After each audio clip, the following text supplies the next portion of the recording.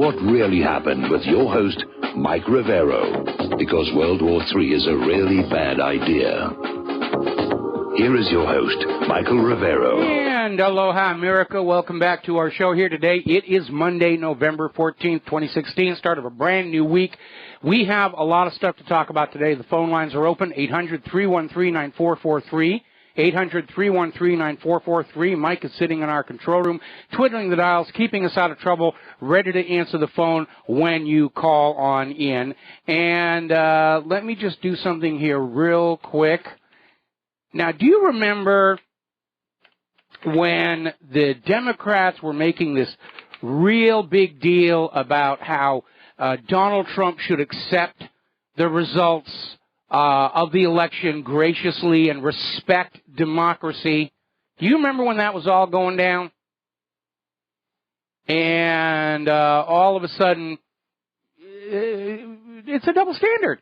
Because here we have Donald Trump won the election by the rules that everybody agreed to play by. It's an electoral college election, not a popular vote. If it had been a popular vote, Trump would have changed his campaign, and he probably still would have run, especially when you subtract out all the millions of illegal immigrant votes that went to Hillary Clinton, all the dead votes who went to Hillary Clinton, all the people who voted multiple times on fraudulently manufactured registrations, and all those computer votes where people thought they were voting for Donald Trump and went over to Hillary Clinton. And they're out there rioting and protesting and whoa.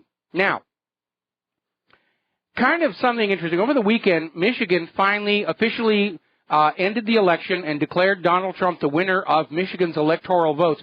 Going to the presidential election results pages of all the corporate media, they haven't updated that yet, which kind of makes you wonder what else are they hiding there, because we're starting to hear from sources that Donald Trump did in fact win the popular vote as well as the electoral college vote, and the corporate media is trying to hide it so that they can give fuel to all these George Soros bought and paid for riots and protests, and we're going to undo the will of the people because we know what's best for the country, at least what's best for the narcocracy that's out there.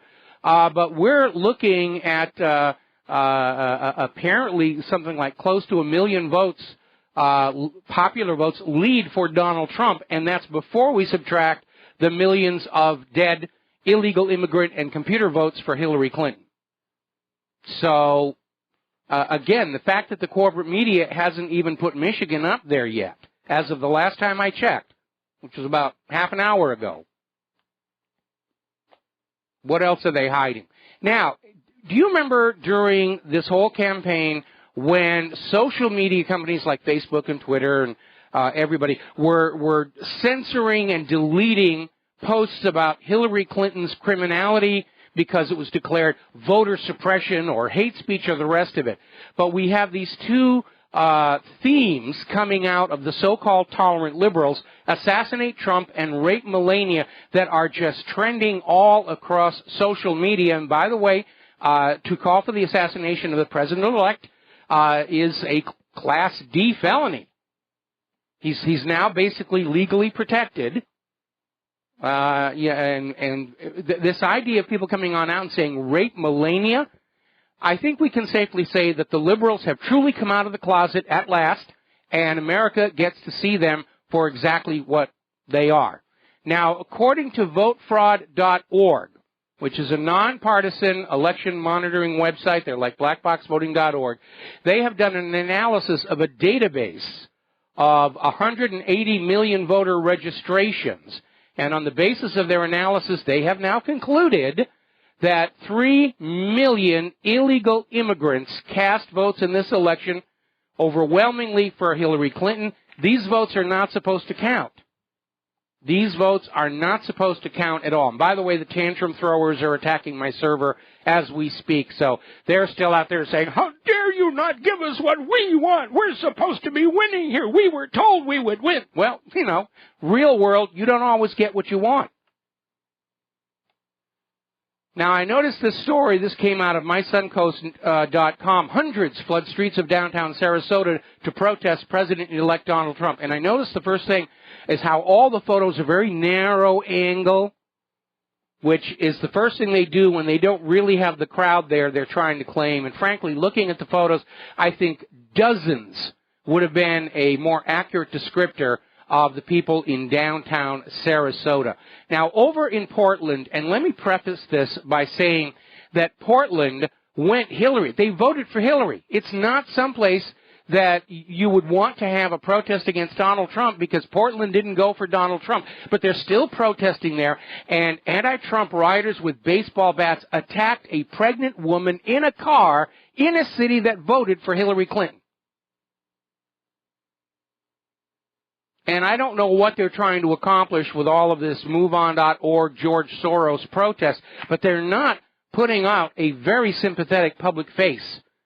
In fact, they're making the Democrats and the liberals look like sore losers and like thugs. Now, we're going to do a shout-out now to our on-air affiliates who are just now rejoining the network. We're talking about the politics, the election. The crybabies are still out there.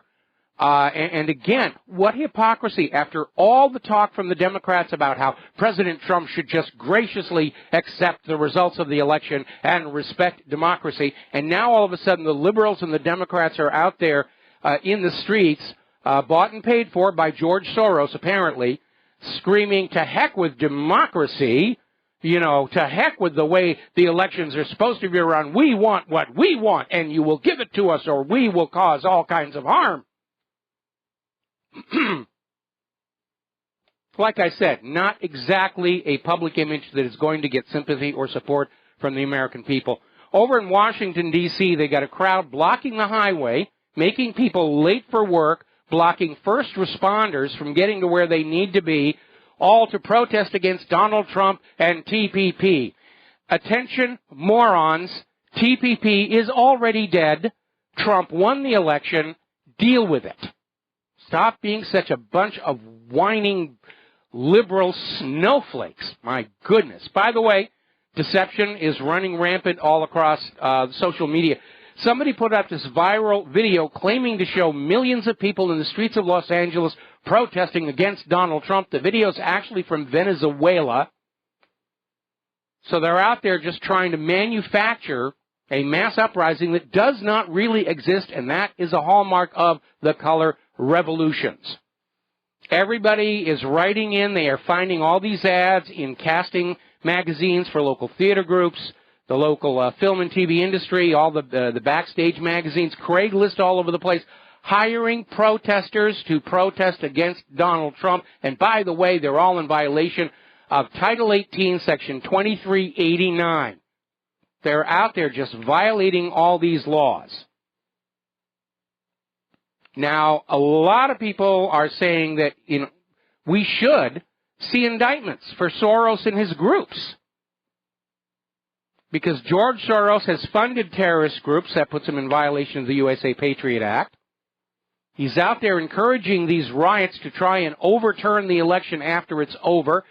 He's in violation of Title 18, Section 610, coercion of political activity, as well as Title 18, Section 2331, use of violence to coerce political change. Why is this guy not in prison right now? That's what I would like to know.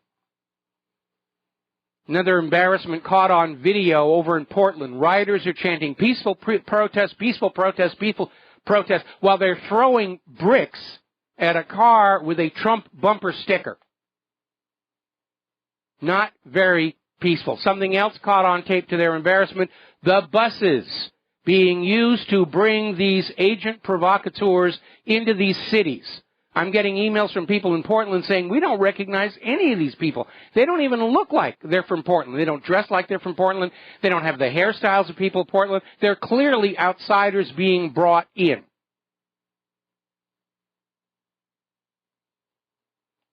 So, let's go ahead and grab two phone calls. Bob in Las Vegas. Aloha. Welcome to the show. What's on your mind? Hey, Mike. How you doing? I saw a quote today from TR that may or may not be apocryphal. The quote is, to anger a conservative, lie to him. To anger a liberal, tell him the truth. Boy, that actually does along. seem to be right here, Mimi, because I'm getting all these emails from people I thought were my friends who are absolutely just caught up in Hillary fandom and Hillary worship. How could you not worship my God here? And you try and you put the stuff out there about all the FBI invaders. Oh no, that's just lies made by Satan to take down our goddess Hillary. Right. And she really did run her campaign as a personality cult, and we know what happens to personality cults. And if you don't remember what happens to personality cults, think Jonestown. Exactly. I mean, it speaks to what's been going on in the current political environment with these liberals, the way they react to facts.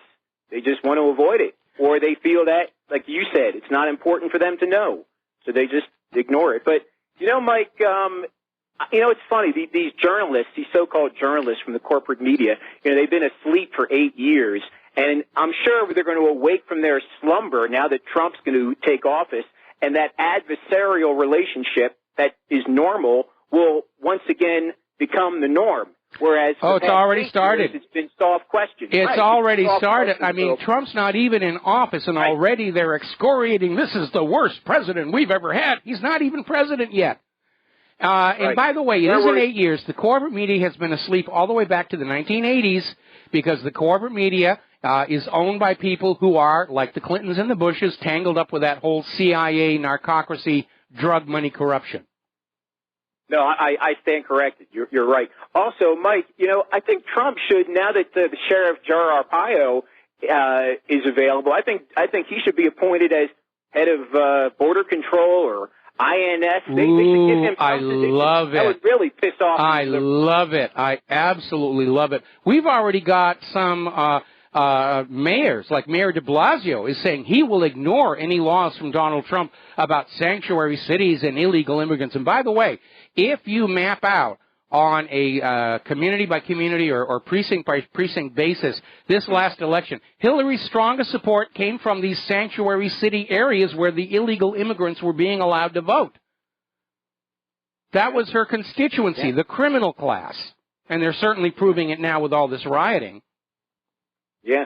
I would love to know what the actual vote tally was, because I don't buy the popular vote that we're being fed. I don't either. We're never going to know. The real numbers. It's just like Florida in 2000. We're never going to know what the real numbers were because there was so much fraud and so much effort to hide it.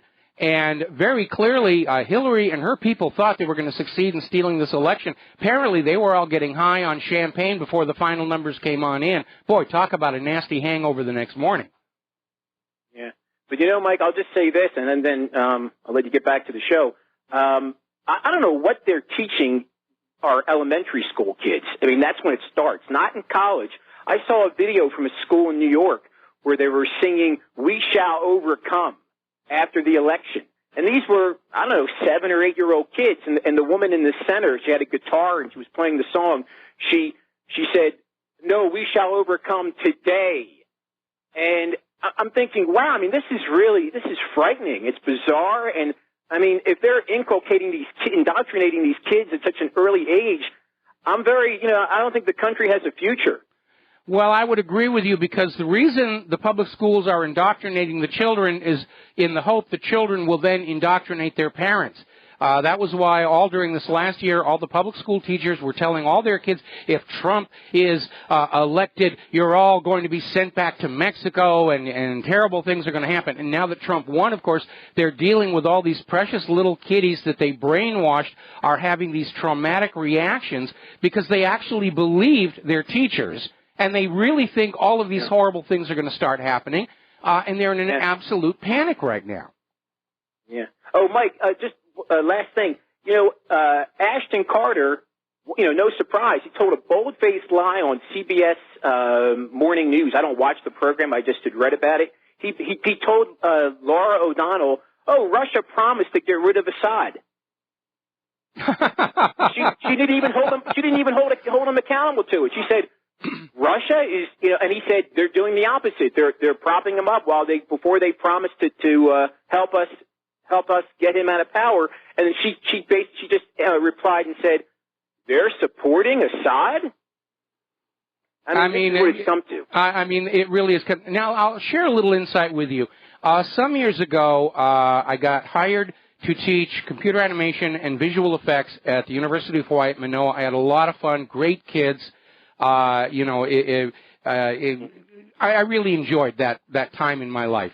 But right next to where I had my classroom in the Academy for Creative Media, they had the classrooms where they were teaching people on how to enter the careers in TV journalism, and those classes were mostly about how to do your makeup and your hair and how to read teleprompters. They weren't teaching these kids to be analysts. They weren't teaching them to question and find out for themselves. They were basically teaching them to simply read to the public what was being shown to them and be very convincing about it.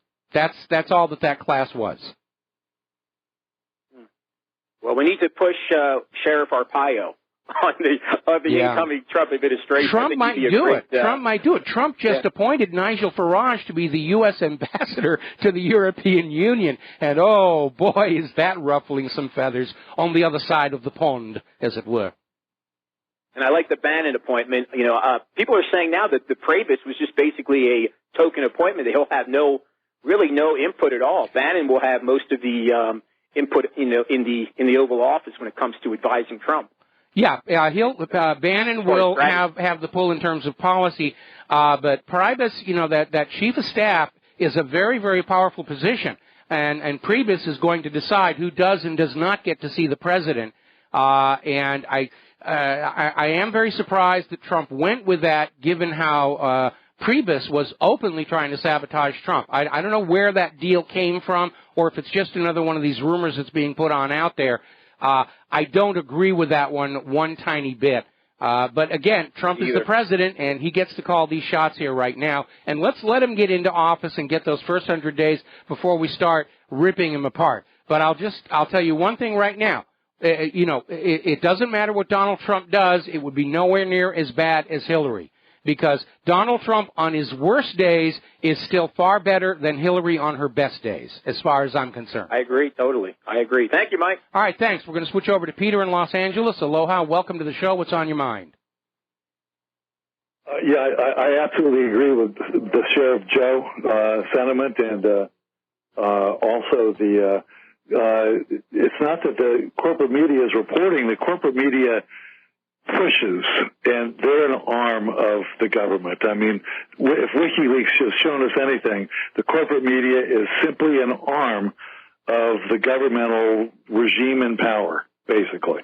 They are. I mean, they tend to have longer-term alliances with either of the two political establishments. But this time, this election made it really obvious to Americans that's what's going on, and we're starting to see the corporate media try and go through the motions of an act of contrition to say, we're sorry, we'll do better, which is absolutely meaningless.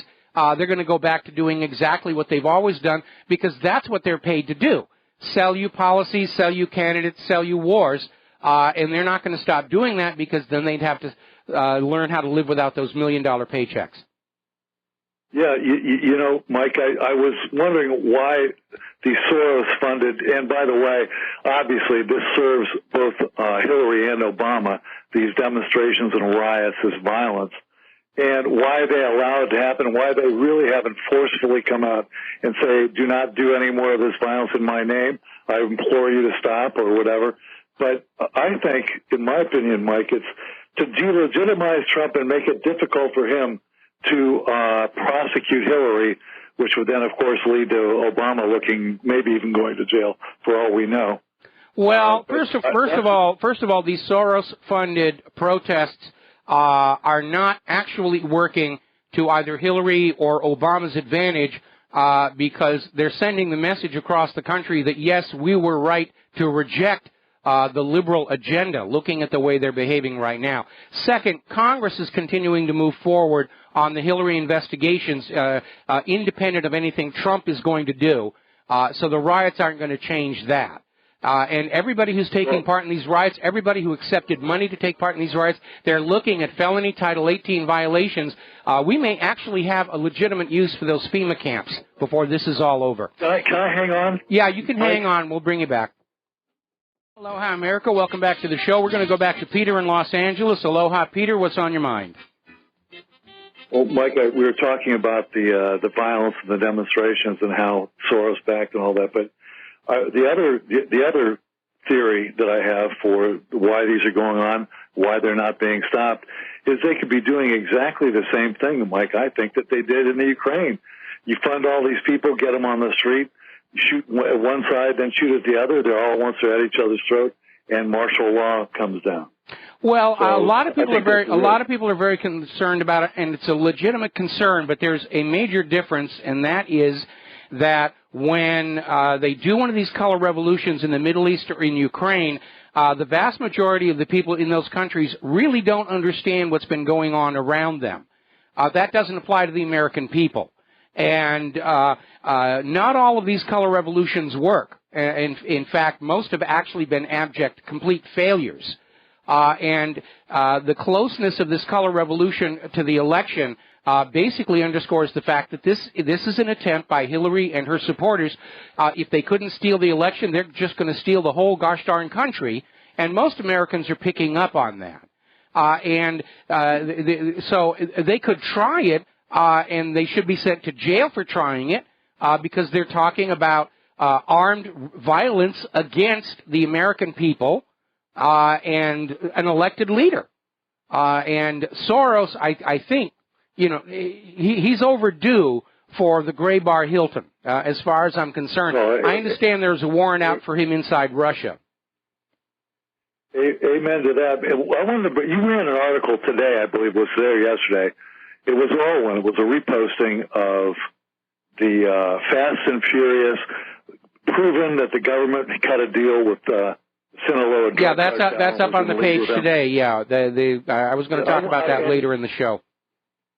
I want to make a point. Remember when El Chapo threatened to kill Trump? Yes. And then he escaped from jail by going through a 180-foot tunnel or something that, had to have been industrial made or something. But so this could be, he would be a real prime candidate, or at least a fall guy, to take Trump out. Yeah, I mean, and, if they can't get this color revolution thing going, if they can't bribe the Electoral College, Donald Trump has to realize that assassination is a very high probability. He's going into office with as many elements of the establishment opposed to him as John F. Kennedy did. And I certainly don't envy him the job, and I wouldn't want to be anywhere near around him when the bullets start flying. But, yeah, it is a real possibility. Because, remember, we're dealing with an establishment that are steeped in drug money corruption. They are criminals. And that there is nothing they will not do to hang on to power, including burning down the entire nation, which is what they're on the verge of doing with all these riots right now. And Mike, the media has been, looking the other way purposely on all these Hillary crimes and Obama crimes. I mean, for years. Yeah, they have, and now they're trying to say, well, we didn't fully appreciate the feelings of the American people. No, you sold your souls to the political establishment. That's what the corporate media did. They sold their souls, and they're not going to get the goodies back that the demons promised them. And now they're moaning and groaning and crying and basically seeing the end of their very well-paying jobs and their luxurious lifestyles. And too gosh darn bad, I have no sympathy for them. They did it to themselves. They sure did. Mike, thanks for me, man. Thank you. All right, thanks an awful lot. We got another caller waiting. I'm going to wait till after the commercial break. So hang on the line there, John. More stories coming on. I mean, these are all over the country. They can't hide it. Anti-Trump protesters are now admitting on camera interviews, yeah, they're showing up because they answered an ad in Craigslist and they're being paid to be there. There was a video came out on Friday where somebody went up and said, why are you protesting Donald Trump? I don't know. I'm just here because, I don't know. And now they're saying, yeah, I'm here because I got hired. I'm being paid to be here. Now, this leads to a real important question here. Is George Soros and his minions committing an act of treason here?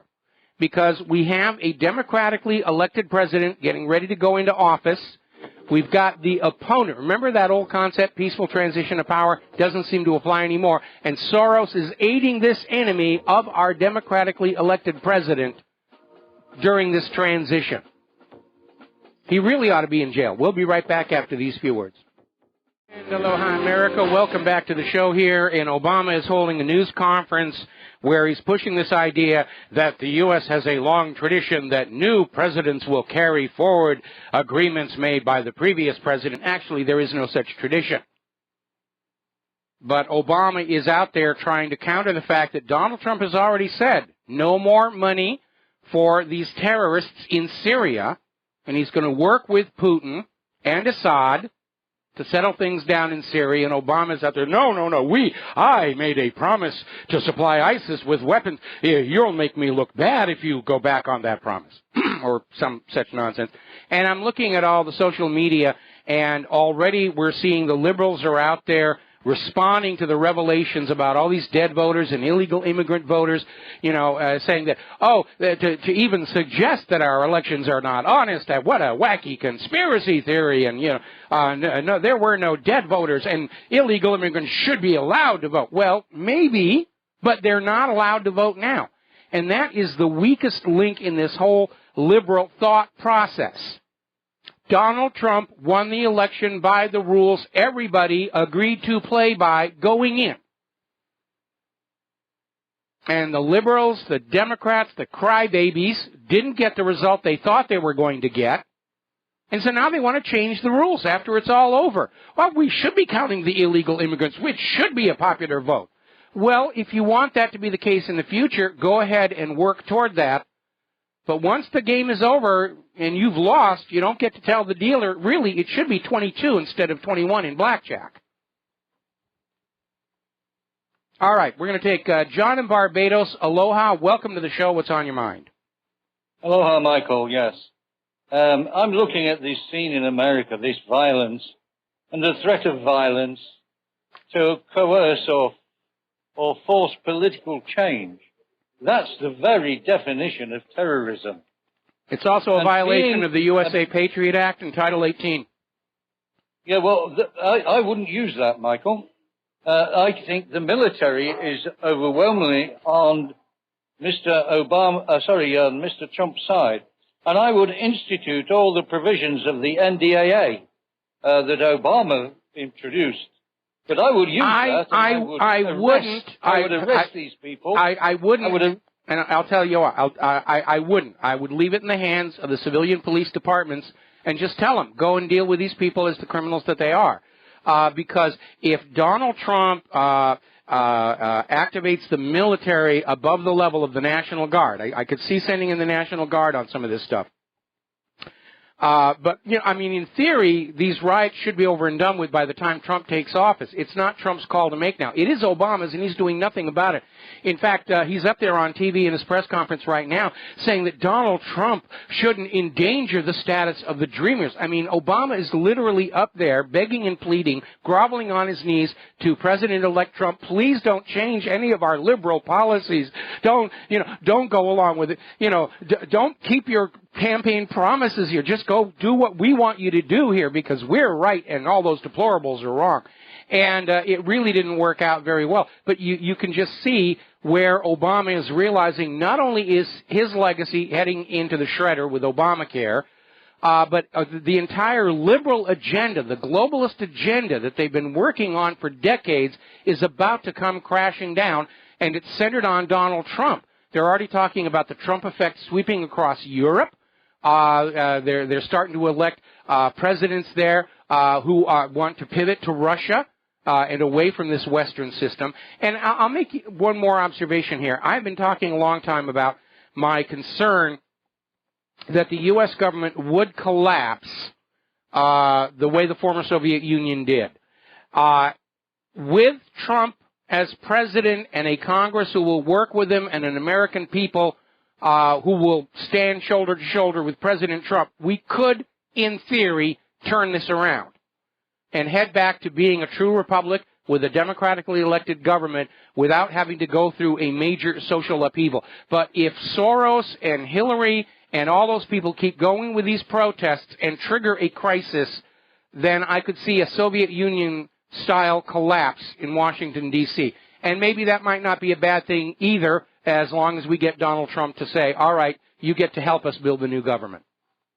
Well, can I disagree with you on the NDAA? Because be free. Yes. On the NDAA, if you disappear these people, they get no access to lawyers, no access at all. They're disappeared. That means there won't be any of this to and fro legally on the media. George Soros will I do disagree. I do pick up 1 in 10 of those protesters and make sure you photograph them at Gitmo in their orange jumpsuits, and how quickly will the rest of these protesters disappear off the streets? John, okay, I can understand making an example of some of the protesters so that the rest realize that $15 an hour is not worth risking jail time. I'm opposed. I do disagree with you about NDAA because we dare not sink down to the level of the regime we are just now trying to get out of our capital city. We have to be better than that. We have to play by the rules. We have to play by the Bill of Rights because Donald Trump's supporters put him in that White House in order to preserve and protect that Constitution. And when NDAA came on out, we were all appalled at what it portended, the sheer unconstitutionality of it. We dare not use it now, or we lose our moral high ground in this. And I'm sorry, I would like to see the authorities come on down with these paid protesters because they're committing acts of violence. They're committing felony assault, especially on that pregnant woman. They're committing property damage. They're in violation of multiple sections of Title 18. They should be arrested and thrown in jail, but let's do it by the system that is founded on our Constitution and our Bill of Rights. And we have to prosecute the ringleaders, I agree, but we also have to be just as diligent that we go easy on those who just showed up for the money. They're the useful idiots. There's not much to be served, by bashing them around. And once you get One more point. Okay. Michael. All right.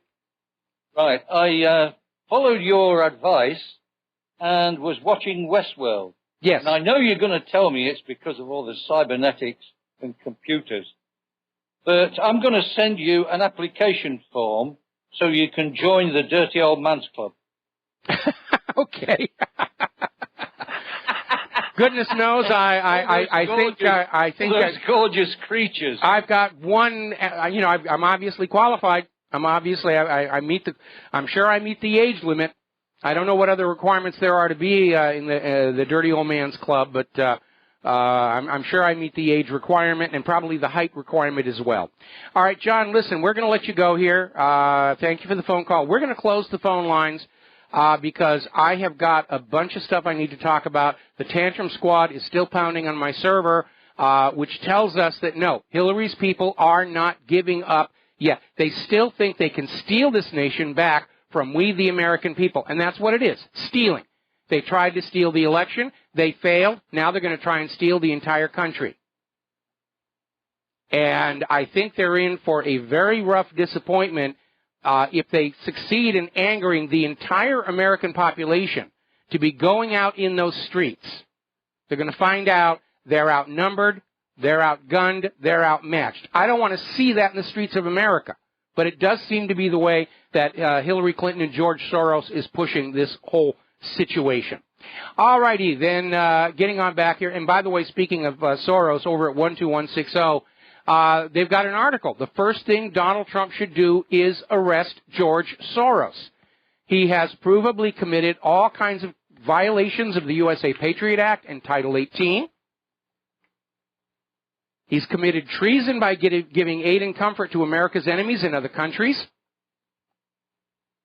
Nobody should be above the law, not even a George Soros. Now, Russia, according to this story in TheRealStrategy.com, has declared George Soros a wanted man in their country, citing him and his organizations as a threat to Russian national security, just as Soros is proving himself a threat to national security here in the United States of America. Now, last year, Russia banned all Soros non-governmental organizations from operating in Russia because they caught them trying to basically fund riots and kick up dissent to have a color revolution in Russia and bring Putin down, and Putin is not the kiss and make up, forgive and forget kind of person. And now Soros is trying to do that here, and we should not let him get away with that. Now, Putin has already contacted Donald Trump and said, yes, we will cooperate, we will calm things down, we'll pull back from this insanity of war.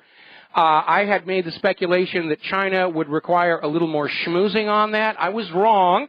China's president has called Donald Trump and said cooperation is our only choice in moving forward. So for those who wanted World War III, who had invested their money in the bombs and the bullets and all the rest of it, their agenda's in serious, serious trouble. Swedish leaders are calling for steadfast U.S. relations after Donald Trump's victory. This is coming out of Sweden's Social Democrat Prime Minister Stefan Löfven and the Minister for Foreign Affairs Margot Wallström. And I notice all of a sudden Sweden is now starting to have polite discussions with Julian Assange's defense. For 6 years, Sweden has refused to allow Assange to present a defense to the sexual allegations against him. Now all of a sudden they're saying, yeah, we're willing to look at your side of the argument here. Now, everybody is still analyzing the victory. A lot of people are still out there casting blame. Oh, it was all the fault of FBI Director Comey. That's the latest out of the Hillary campaign. It's all Director Comey's fault and that FBI investigation. No, it isn't, because if Hillary and her people had been playing by all the rules and regulations, there never would have been an FBI investigation to begin with. They're just unhappy they got caught in their skullduggery. And is typical of liberals, they can't accept blame for their own wrongdoing. They have to find somebody else. Story coming out of RINF.com. Clinton lost because of working class revolt against neoliberalism. That is very much true. Clinton lost because of the public awareness of her past crimes and corruptions. See, Hillary ran her campaign as if she were a lawyer. You can't prove I did any of these things. Therefore, you should not consider them. Well, in America, politics is perception. When you have a lifetime of corruption and very clearly avoiding the consequences for your actions, that becomes your public face, and that's what people voted on. Another story coming out of Russia Today. Trump won because Clinton and her supporters refused to live in the real world. That is certainly true. They're caught up in this complete fantasy, where any time anybody says anything critical about Hillary Clinton, oh, it's just a conspiracy theory. Oh, Vince Foster really did commit suicide, and you're all a bunch of wacko tinfoil hat kooks for thinking that. It's like this debate I had with this liberal a couple of weeks ago. They're arrogant in their ignorance. They're not intellectual elites. Yes, they went to college to get a degree in indigenous women's interpretive dance or something like that. That doesn't make them an intellectual. Makes them a good dancer, maybe. But they're very narrow-minded. They've got this worldview that they cherish, and anything that is a threat to that worldview is discarded. And they are arrogant in their ignorance. They literally go around with this attitude that if they don't know something, it's not worth knowing, therefore they should not trouble their beautiful little mind with all these inconvenient little details. And they are living in a fantasy world, especially with this idea that they're going to overturn the election of the United States of America by rioting in the streets. Now, everyone is still continuing to poke fun at all those celebrities who came on out and said, I will leave the country if Trump is elected. And most of us were saying, good, go. You're a bunch of has-beens anyway. Get out of here. Trump is now offering his plane. So all these famous Hollywood people can go and leave. And Alan Jones, who's the CEO of the Tennessee-based Jones Airways, is now offering free one-way flights to Canada for all these Hollywood celebrities who promised to leave the country if Donald Trump won the presidency. And by the way, to any of those celebrities, if you are leaving and you're leaving your car behind, I need it. So thank you all very much. Now then, over at Natural News, they have a piece which I think is tongue-in-cheek, but it might actually be right on. And they're saying about why these precious college snowflakes are going to eliminate themselves from the human gene pool at the next natural selection event. And basically, they're saying they're not able to deal with reality. They're not able to deal with the fact that the real world and real life can be extraordinarily hostile.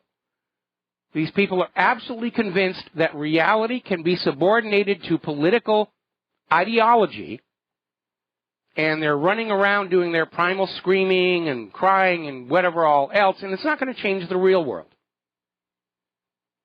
And when any of these people get out in the real world after college and they go up against real competition, they're not going to be prepared to deal with it. They'll be fodder for politicians to say, oh, yes, we must have a law that says you cannot discriminate against people who have degrees in indigenous women's interpretive dance just because the job requirement requires a degree in engineering and other such nonsense. Now, on Sundays, Meet the Press on NBC, Representative Keith Ellison, who is now looking at replacing Donna Brazile as the DNC chair, came on out and said Trump won because he was able to throw hate and poison on Hillary Clinton. They're still grasping this fantasy world they have of Hillary Clinton as this sweet and innocent princess of light. And she wasn't. And I don't think Ellison is going to be a very good head of the DNC, because anybody in an administrative position has to be ready to look at the real cause of failures if you're not going to repeat them. When the building collapses, you have to look. Where did it fail? And we've got to replace that. If the building collapses and you say, oh, it collapsed because we had the wrong flag on the roof, you're going to have more collapses down the road. There is a big problem of denial within the entire Democratic liberal establishment. They don't want to own up to the fact that Americans have gotten very tired of the agenda. They don't want to own up to the fact that Americans understand the intense amount of corruption there is in both established political parties. They don't want to own up to their own failures. It always has to be somebody else's fault. We're going to take a break for commercials, and we'll be back with more news. And aloha, America. Welcome back to the show here. And as I mentioned before, the good news is Congress vows to continue the Hillary Clinton investigations.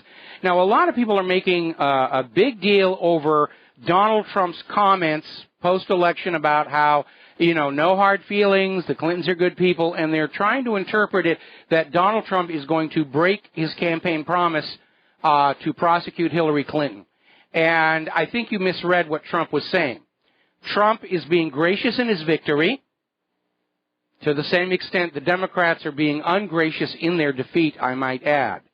And what he's trying to say is he's not going to go after Hillary Clinton for revenge or vindictiveness, but obviously if she's committed crimes, she ought to go to jail. And certainly Hillary has a long, long history of things she's done that are prosecutable. The corruption, the possible espionage involving that email server, we should not let that go away, especially if Soros is seriously planning on trying to hijack the Electoral College and impose Hillary on us anyway.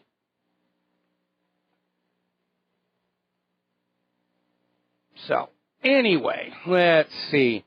But, obviously Hillary is willing to literally burn down our entire country with riots to save her own sorry rear end from her crimes. House Oversight Committee Chair, Hillary Clinton probe will absolutely continue. What I want to find out is, first of all, I want a confirmation that Trey Gowdy is going to be Trump's Attorney General. Oh, boy, would that be a cause for celebration. And I want to know just who Trump is going to pick to head the FBI, because that will tell us just how much is really going to be getting done. Now, interestingly enough, there was a story that came out of Bloomberg pushing this idea why Obama should pardon Hillary Clinton, and basically selling this idea. Obama shouldn't hesitate to pardon her, even if she says she doesn't want him to. Well, Bloomberg is fully on board with Hillary. First of all, at this point, a pardon is as good a confession in the eyes of the public. A pardon says crimes have been committed and I, President Obama, am trying to keep them covered up. That'll be a dark stain on Obama's historical legacy. But Bloomberg is making a critical mistake saying that Obama should pardon Hillary even if she says she doesn't want him to, because under the rules, the president cannot issue a pardon until one has been applied for. So Hillary would have to say, please pardon me, and Obama would say yes or no. But so far she hasn't asked, because Hillary understands if she asks for a pardon, it's basically a signal to the entire American public, yes, I committed crimes, I need to keep them covered up. Now, a lot of people are talking about Donald Trump. Is he going to build the wall, or is it just going to be a glorified fence? I still think it would be cheaper to put crocodiles in the Rio Grande. More about this when we come back from station identification. And aloha, America. Welcome back to the show here. We're talking about Trump's wall, and Trump is already saying that in some areas a fence might be sufficient. And yes, it might be. But again, I think it would be cheaper just to put crocodiles in the Rio Grande. Couple of chomps, and that will make the problem go away. And remember, President Eisenhower absolutely shut down the illegal immigrant problem with Operation Wetback with only 10% of the current INS ICE staff to do it with, and he didn't build a wall. He just went down there with a zero-tolerance policy. You get caught on our side of the border without proper identification, you get tossed back over. It's that simple. So they're talking about, is it a real wall? Is it just a fence? Might not even be needed, because what we're hearing now from all the illegal immigrants are saying, well, we're not even going to try and cross the border anymore, because it's very obvious that, the goodies won't be here. And that is going to be one of the most effective tools to stop this refugee illegal immigrant problem, and that is to cut off all the social services. Stop giving them free stuff to lure them here. And I'm talking about the illegal immigrants and the refugees. I'm not talking about those who've gotten a green card, those who are playing by the rules, those who are becoming citizens, following the legal procedure. Fine. Welcome to this country, and I hope we're not too much of a disappointment to you. But the ones who just walked across the border, stop giving them stuff. Just common sense. If they're not going to get free education, free housing, free food, free whatever coming up here, they're going to stop coming here. It's just common sense. And that's another aspect that liberalism seems to not have in abundance, is common sense. Now, let's see. A listener apparently wants an update on the Greenbrier thing. Okay, for those who don't remember, the Greenbrier is this amazing hotel near Washington, D.C. And during most of the Cold War, it was also a secret underground command bunker where the Congress would be taken for protection if a nuclear war came about. Now, when the Soviet Union collapsed and we all went to being friends with Russia, Greenbrier was decommissioned, and it actually has been a tourist attraction, where people will go to the Greenbrier and they get to tour the bunker and look at all this Cold War nonsense. Well, after the U.S. government decided to go back to having Cold War version 2.0, the Golden Cut, the Greenbrier was apparently reactivated, resupplied, and it's one of many of these underground command posts that were built in case somebody made a miscalculation in World War III and the mushroom clouds did start blooming all over the place. So my last understanding of the Greenbrier and its bunker is that it is back on operational status. Same with Mount Weather. I understand they're starting to go back in and refurbish Cheyenne Mountain. If you look at it on Google Earth, that original front entrance is still garbaged up. But if you head on over west a little bit, you'll find the southern, the other entrance, the back door, and that's in good repair, and you can see a lot of vehicles around that. So that's where the bunker mentality. But again, with Trump in the White House and China saying, let's cooperate, Russia saying, let's befriend, all of that stuff may get shut down again and go back to being tourist attractions. So that's where we are on that.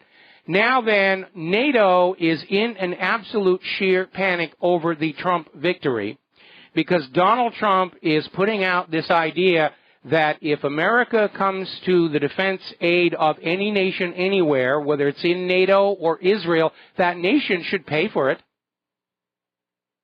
And NATO is in a panic because right now, even though it's the North Atlantic Treaty Organization and most of its members are in Europe, the United States government, meaning you, the American taxpayer, have been paying for almost 3/4 of all of NATO's operations.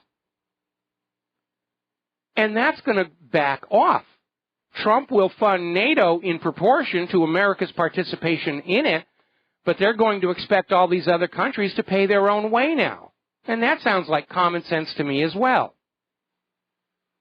Now, the European Union is having an emergency meeting out of concern of the Trump effect continuing to spread all across Europe and lead more and more countries to vote out their entrenched globalists and go with populist candidates because, populism is bad in the eyes of the globalists and the tyrants. You should never have populism. Just because the people want something, that's not a reason to go with a particular candidate here. But the French foreign minister has decided not to bother showing up to the EU's emergency talks on Donald Trump. And that's another sign that France is considering their own exit. First it was the Brexit, now they're talking Frexit, Grexit, Drexit. The whole EU is starting to unravel. And Juncker is just having kittens over that right now. We're going to take a moment to do a shout-out to our on-air affiliates who are rejoining our network. We're still talking about politics. We're talking about Trump's election victory and the ramifications for the European Union and the globalist agenda as a whole, and the reversal of this trend towards single empire-like blocks across the globe and going back to more and more small nations of people just taking care of themselves.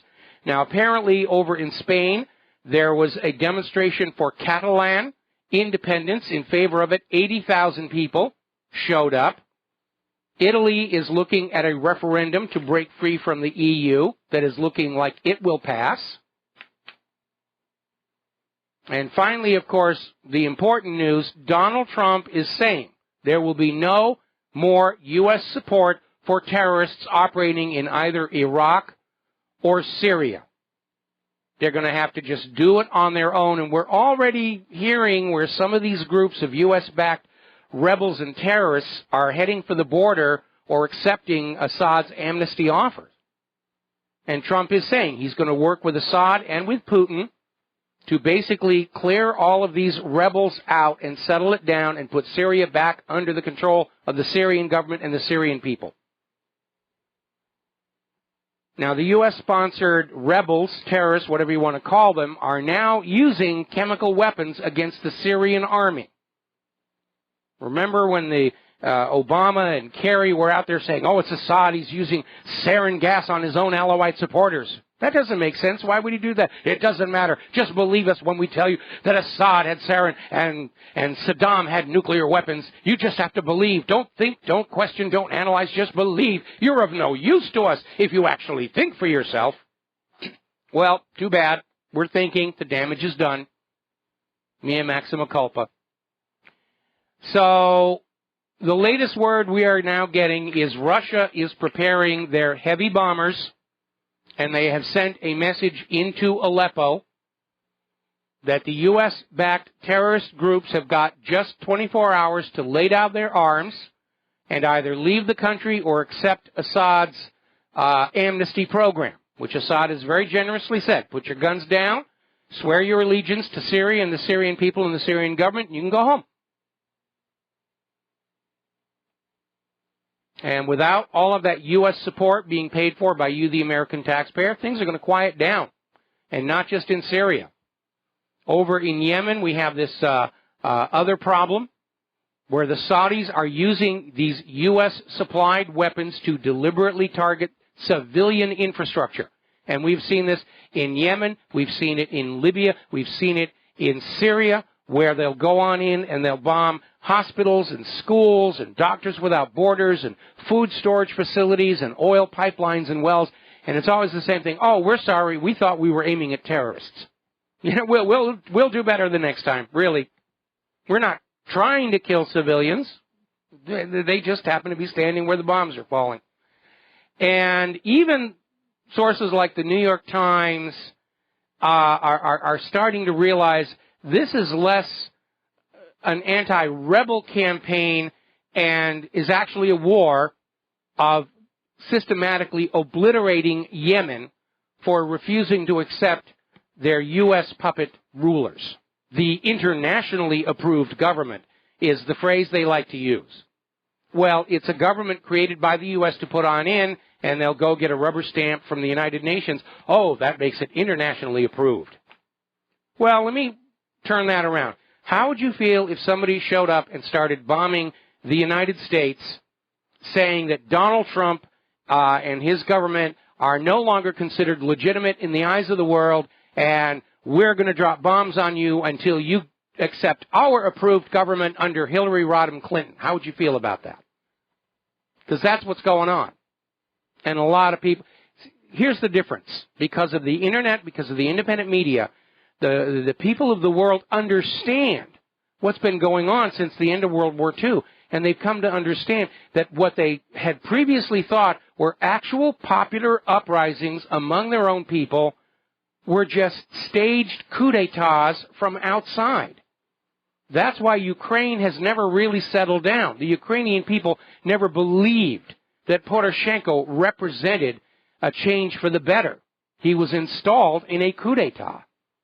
Right now, 84% of Ukrainians would rather have Vladimir Putin as their president than Poroshenko. In fact, Poroshenko in this poll came in 5th place with only 1%, 538 votes. Now, the new Trump-Putin alliance has sparked a diplomatic crisis because ministers in Great Britain, and for that matter all over Europe, are demanding assurances from the United States they're going to be protected from Russia. Because over the last couple of years, all of these countries, Great Britain and Europe, have been on the U.S. side provoking Russia, provoking Russia, provoking Russia. And now Donald Trump says, we're going to go back to being friends with Russia. And these European countries, after going along with this war agenda, are thinking, what's Russia going to do? Are they going to try and punish us? Are they going to retaliate against us? I mean, here, the U.S. brought us all to the edge of a nuclear war with Russia, and now they're just going to quit? What's going to happen? I'll tell you what's going to happen. Absolutely nothing. Putin won't do anything. Once they go back to being friends with the United States, they'll just say, look, we're going to drive our weapons back to the storage shed. You're going to drive your weapons back to the storage shed. We're going to open up the borders for trade and tourism. What could possibly be wrong with that? Well, obviously, the war hawks in Britain have a somewhat different idea because they've just decided to deploy batteries of high-precision, long-range missiles into Estonia amid fears that Putin is going to invade Estonia. And I can already tell you what Putin's reaction to that is going to be. Why? Why? What does Estonia have that we don't already have? Look back over the last 15 years and see who is invading other countries. It isn't Russia. And don't give me that nonsense about Russia annexing Crimea. Crimea voted to merge with Russia because they were fed up with Western-style economic domination. And it looks like the war hawks are still trying to get a hot war going with Russia before Trump can take office. Putin isn't going to respond to any provocation. Neither will China. They're going to sit there no matter what Obama does and just say, well, fog of war. You know, we'll take it up at the United Nations. We're not going to respond militarily. And Obama's going to be out there saying, I dare you to knock this chip off my shoulder. I dare you to knock that chip off my shoulder. Obama is apparently on the verge of demanding Greece close all of its ports to Russian warships. Bad Russia, bad Russia. They shouldn't be in the Mediterranean. That's our sea. We, the United States of America, own the Mediterranean. I'm sure most of the nations bordering the Mediterranean probably have a different view. But that's Obama coming on out there and saying, Greece, you can't allow Russian ships to use your port. Well, Russia and Greece have issued a joint statement basically saying that the relationship between Greece and Russia, Greece is pivoting toward Russia. They got a raw deal from the EU, and they're saying they have a friendship, and neither NATO nor the EU or Obama are going to get in the way of it. Russia has gone a long way to helping Greece recover from this economic predatory behavior from the IMF and the World Bank and the ECB and the Federal Reserve. Now, Bulgaria and Moldova just had their elections. They elected two presidents who are in favor of normalizing relations with Russia and turning away from the West. Everybody is sick and tired of this private central bank economic predation and debt slavery, and they're turning away from it. I think it's a good thing. Meanwhile, down in Israel, the Israeli ministers have okayed a draft bill that would declare it to be legal for Jews to build settlements on stolen private Palestinian land. Now, the country's attorney general is saying there are some legal flaws in this bill because you're not supposed to pass a bill that says it's okay for one party to steal from another party. So there may be a bit of a fight when it gets to the Knesset, but that's literally what the bill is saying. It's okay for Jews to steal land from Palestinians and build homes on them. Now, over at the corporate media, they're still licking their wounds, and they're starting to make the noises of repentance, forgiveness, acts of contrition. We're sorry. We realize we failed in our duty to objectively analyze what was going on. MSNBC basically came on out and said, yeah, I guess we kind of crossed the line from news reporting and propaganda. Gee, you think? Now, I want to be very clear here. The corporate media is not planning to change a thing. They just realize they got caught being propagandists, and they're trying to have a moment of contrition to convince you they're going to change their ways, and they're not going to. Because corporate media makes huge amounts of money lying to you, to sell you a policy, to sell you a candidate, to sell you GMO, to sell you vaccines, to sell you the next president. If they stop doing that, if they stop lying and propagandizing, nobody's going to pay those high prices, and they're all going to have to learn how to live without those million-dollar paychecks. Corporate media is corporate media because that's what they do. Selling things, controlling what you think. They're not going to stop doing it. They'd have to declare bankruptcy the day they did. Even the New York Times is out there admitting that, yeah, they kind of failed journalistic standards this last year, and they're basically saying, well, they're actually trying to blame Donald Trump, saying his sheer unconventionality led us and other news outlets to underestimate his support among the American voters. Well, we know otherwise from the leaked Podesta emails. The top 65 people of all the corporate media were on board the Hillary campaign. They were part of Hillary's campaign team. They sold their souls to the Hillary campaign. That's why we call them prostitutes and correspondents. And they got caught doing it. And I don't think they're going to recover from this anywhere near as rapidly as they would like to. Forgiveness is going to be a long time coming. You can work 100 years to build the trust and faith of your audience, and one clumsy lie can destroy it. Trust arrives on foot, but it departs on horseback. And it will be a long time, if ever, before anybody blindly trusts anything the corporate media has to say. And again, the numbers are showing it. The audience is shifting over to the independent media. There are thousands of outlets, just like my website, just like my radio show. Huge diversity of opinion out here so that you can look at all the different points of view and decide for yourself what makes sense. We're going to take a break for commercials, and we'll be right back. Aloha, America. Welcome back to the show here. And one of the callers earlier in the show had mentioned this story coming out of, well, it's in a couple of different places.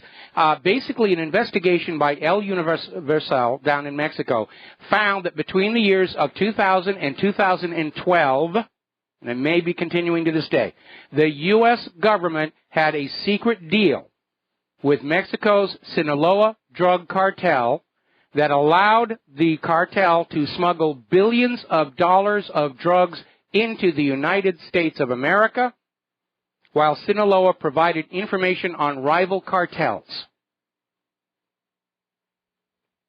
Remember El Chapo and his miraculous escape? He's working for the U.S., for the government. The U.S. government is the biggest drug smuggler in this country. Why were they gathering information on rival cartels? The same reason that the U.S. government was spending your tax dollars to arm the Sinaloa cartel with military-style weapons through the Fast and Furious program to eliminate the competition and establish a monopoly. Because when you have a monopoly on the flow of drugs, you can raise prices. That's what's been going on. And, of course, at the same time they're giving these drug cartels military-style weapons, they're out there saying, oh, you, the American people, you have absolutely no need to have these kind of weapons. All right, we're going to go ahead and open the phone lines for more phone calls, and we're going to start with Connor in Ireland. Aloha. Welcome to the show. What's on your mind? Hi there. Can you hear me? I can hear you just fine. First, I wanted to go talk about what you said about the media and how they're not going to stop what they're doing. But I'm first going to talk about what you were just saying now. Yeah, I think it's very obvious that the American government runs basically their own cartel, because it's just come out that the American government also runs possibly more than half of all pedophile sites on the internet. So, in order to entrap people, but I think they run most of the problems that are out there. They are responsible for most of it. But well, they're the privileged class of criminals here. But remember, this whole Bush-Clinton duopoly tracks back to Operation Screwworm, which was the CIA program in the mid-'80s to manufacture untraceable military weapons and smuggle them to the Nicaraguan Contras to use against the Sandinistas. And all of this was a violation of the Boland Amendment and the Logan Act. It was being run by then Vice President George Herbert Walker Bush clandestinely, was not an official U.S. government policy. And so in order to fund all of this stuff, the CIA, even back then, was smuggling cocaine into the United States of America, which they were allowed to do under a change to the rules that was actually created by Ronald Reagan's Attorney General, William French Smith. And his assistant in all of this was Ken Starr. The name will come back in a little tiny bit. Now, the northern end of this, in order to fund all of this gun running, they were smuggling cocaine back into the United States of America by the ton and selling it to our kids. And the northern end of that gun and drug running pipeline was in Arkansas under then Governor Bill Clinton, and everybody along the way was making huge amounts of untraceable, untaxable money. That, like the rum runners of Prohibition, they had enough money to buy and bribe their way into the highest levels of the U.S. government. Well, so what I originally called to talk about was, you were saying, the media is not going to change. They're not going to change their whole, basically, propaganda regime, right? Right. But in 2012, only 40% of people polled in the U.S. trusted their media. And as of this year, the polls show, since this election, only 6% of people trust the media and believe the other 94% either they aren't sure or they outright don't believe it. I mean, do you really think that won't make a difference? Because I feel like that would at least prompt some change if people aren't believing a word you're saying. At some point, you got to, change up your game a bit. You think the media won't change at all? Well, there's going to be some changes because obviously they're losing viewers and they're losing ad revenue, and the corporate entities and individuals who are continuing to prop it up are not going to be happy with that huge deluge of red ink on the bookkeeping. But again, the current corporate media their business is lying. I think we're going to start seeing them start to collapse and be replaced by new media companies who go back to the original model of being a watchdog on government abuse. And I think most of those new media companies are going to be coming out of the current independent media. Alex Jones, he's got a good footing in terms of building. We know that Trump is going to be starting, or Trump's son, rather, is going to be starting his own media outlet, and I would sure like to know where I could send a resume to them. All right, so, Connor, thank you very much. We're going to have to let you go and take a break for commercials. We'll be right back. Aloha, America. Welcome back to the show here. And over this last weekend, the Earth has been rocking and rolling.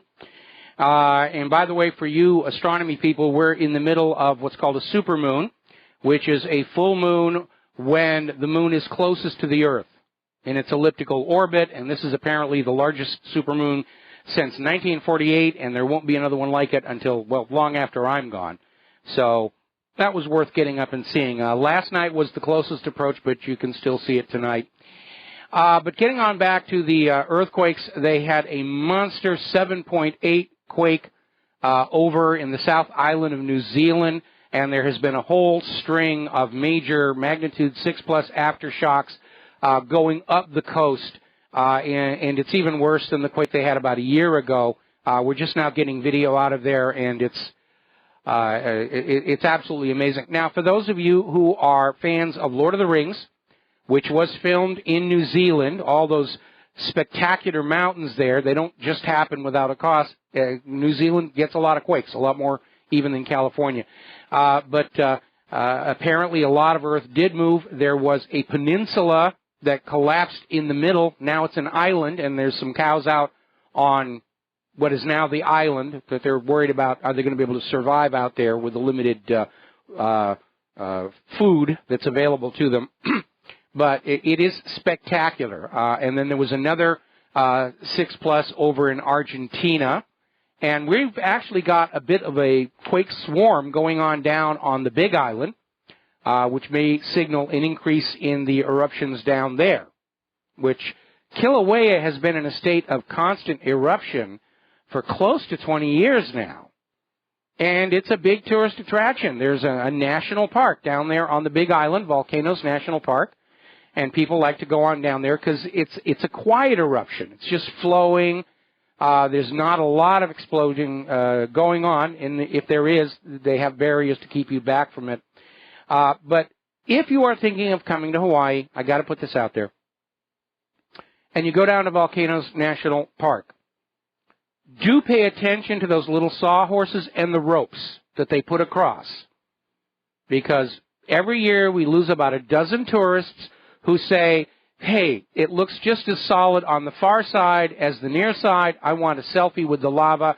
And they step over, and it's just a thin layer of glass, and it shatters, and they vanish in this flash of flame and smoke.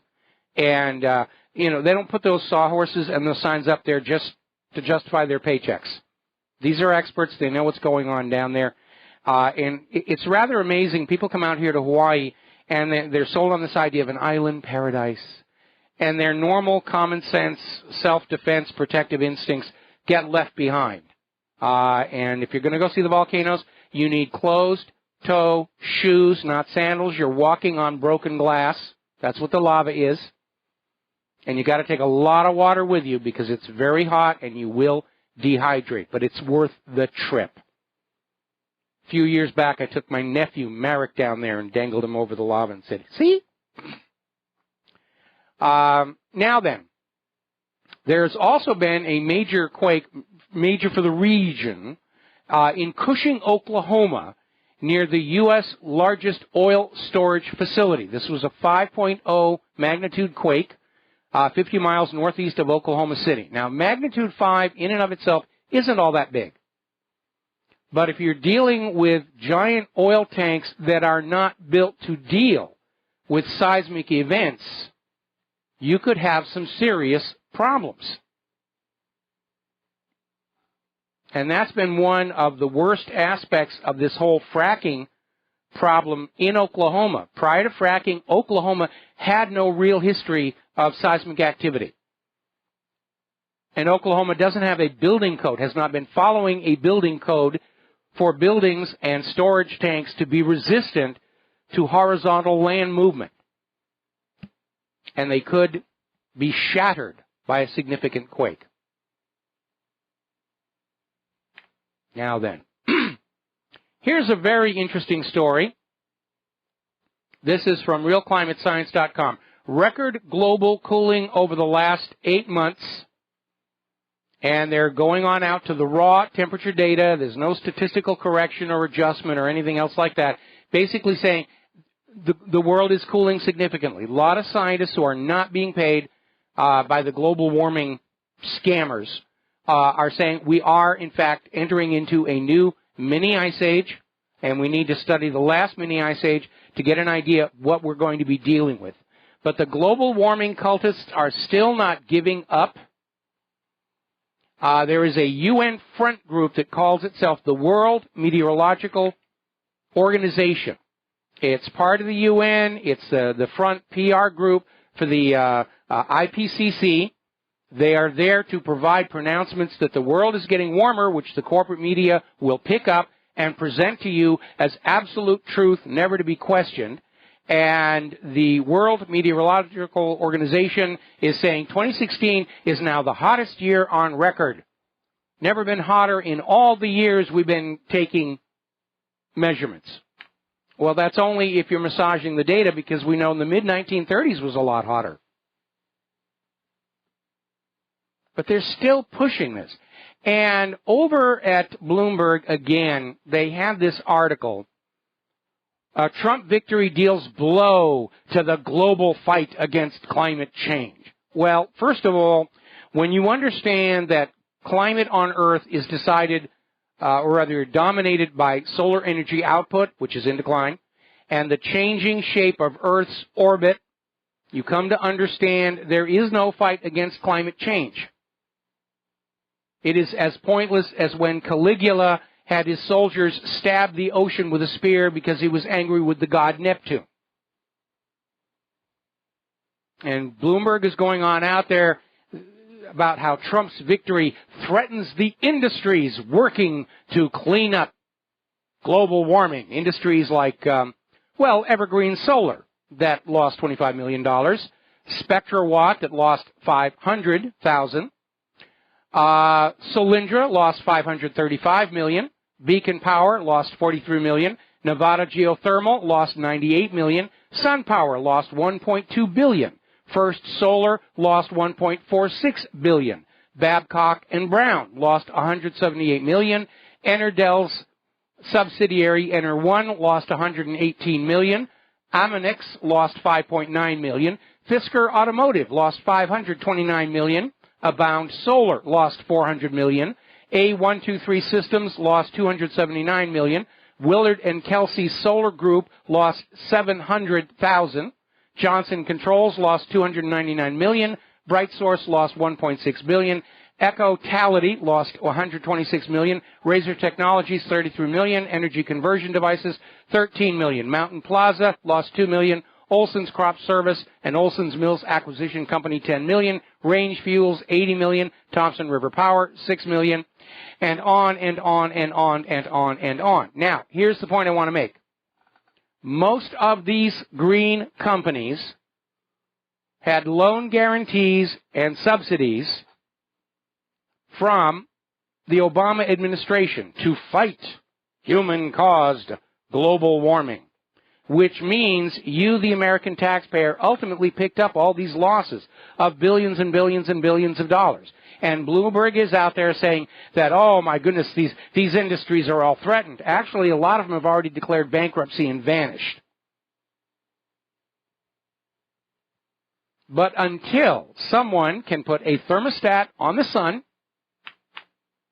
and change the Earth's orbit without knocking everything on the surface of the Earth down in the process, climate will always change. It always has. It always will. It was changing long before humans came. It'll be changing long after humans are gone. That's reality. And again, the failing of the liberal mind was this idea that reality could be subordinated to political agenda. If we say the world is warming, then by golly, it's warming, and don't you pay attention to all that snow and ice that you're seeing.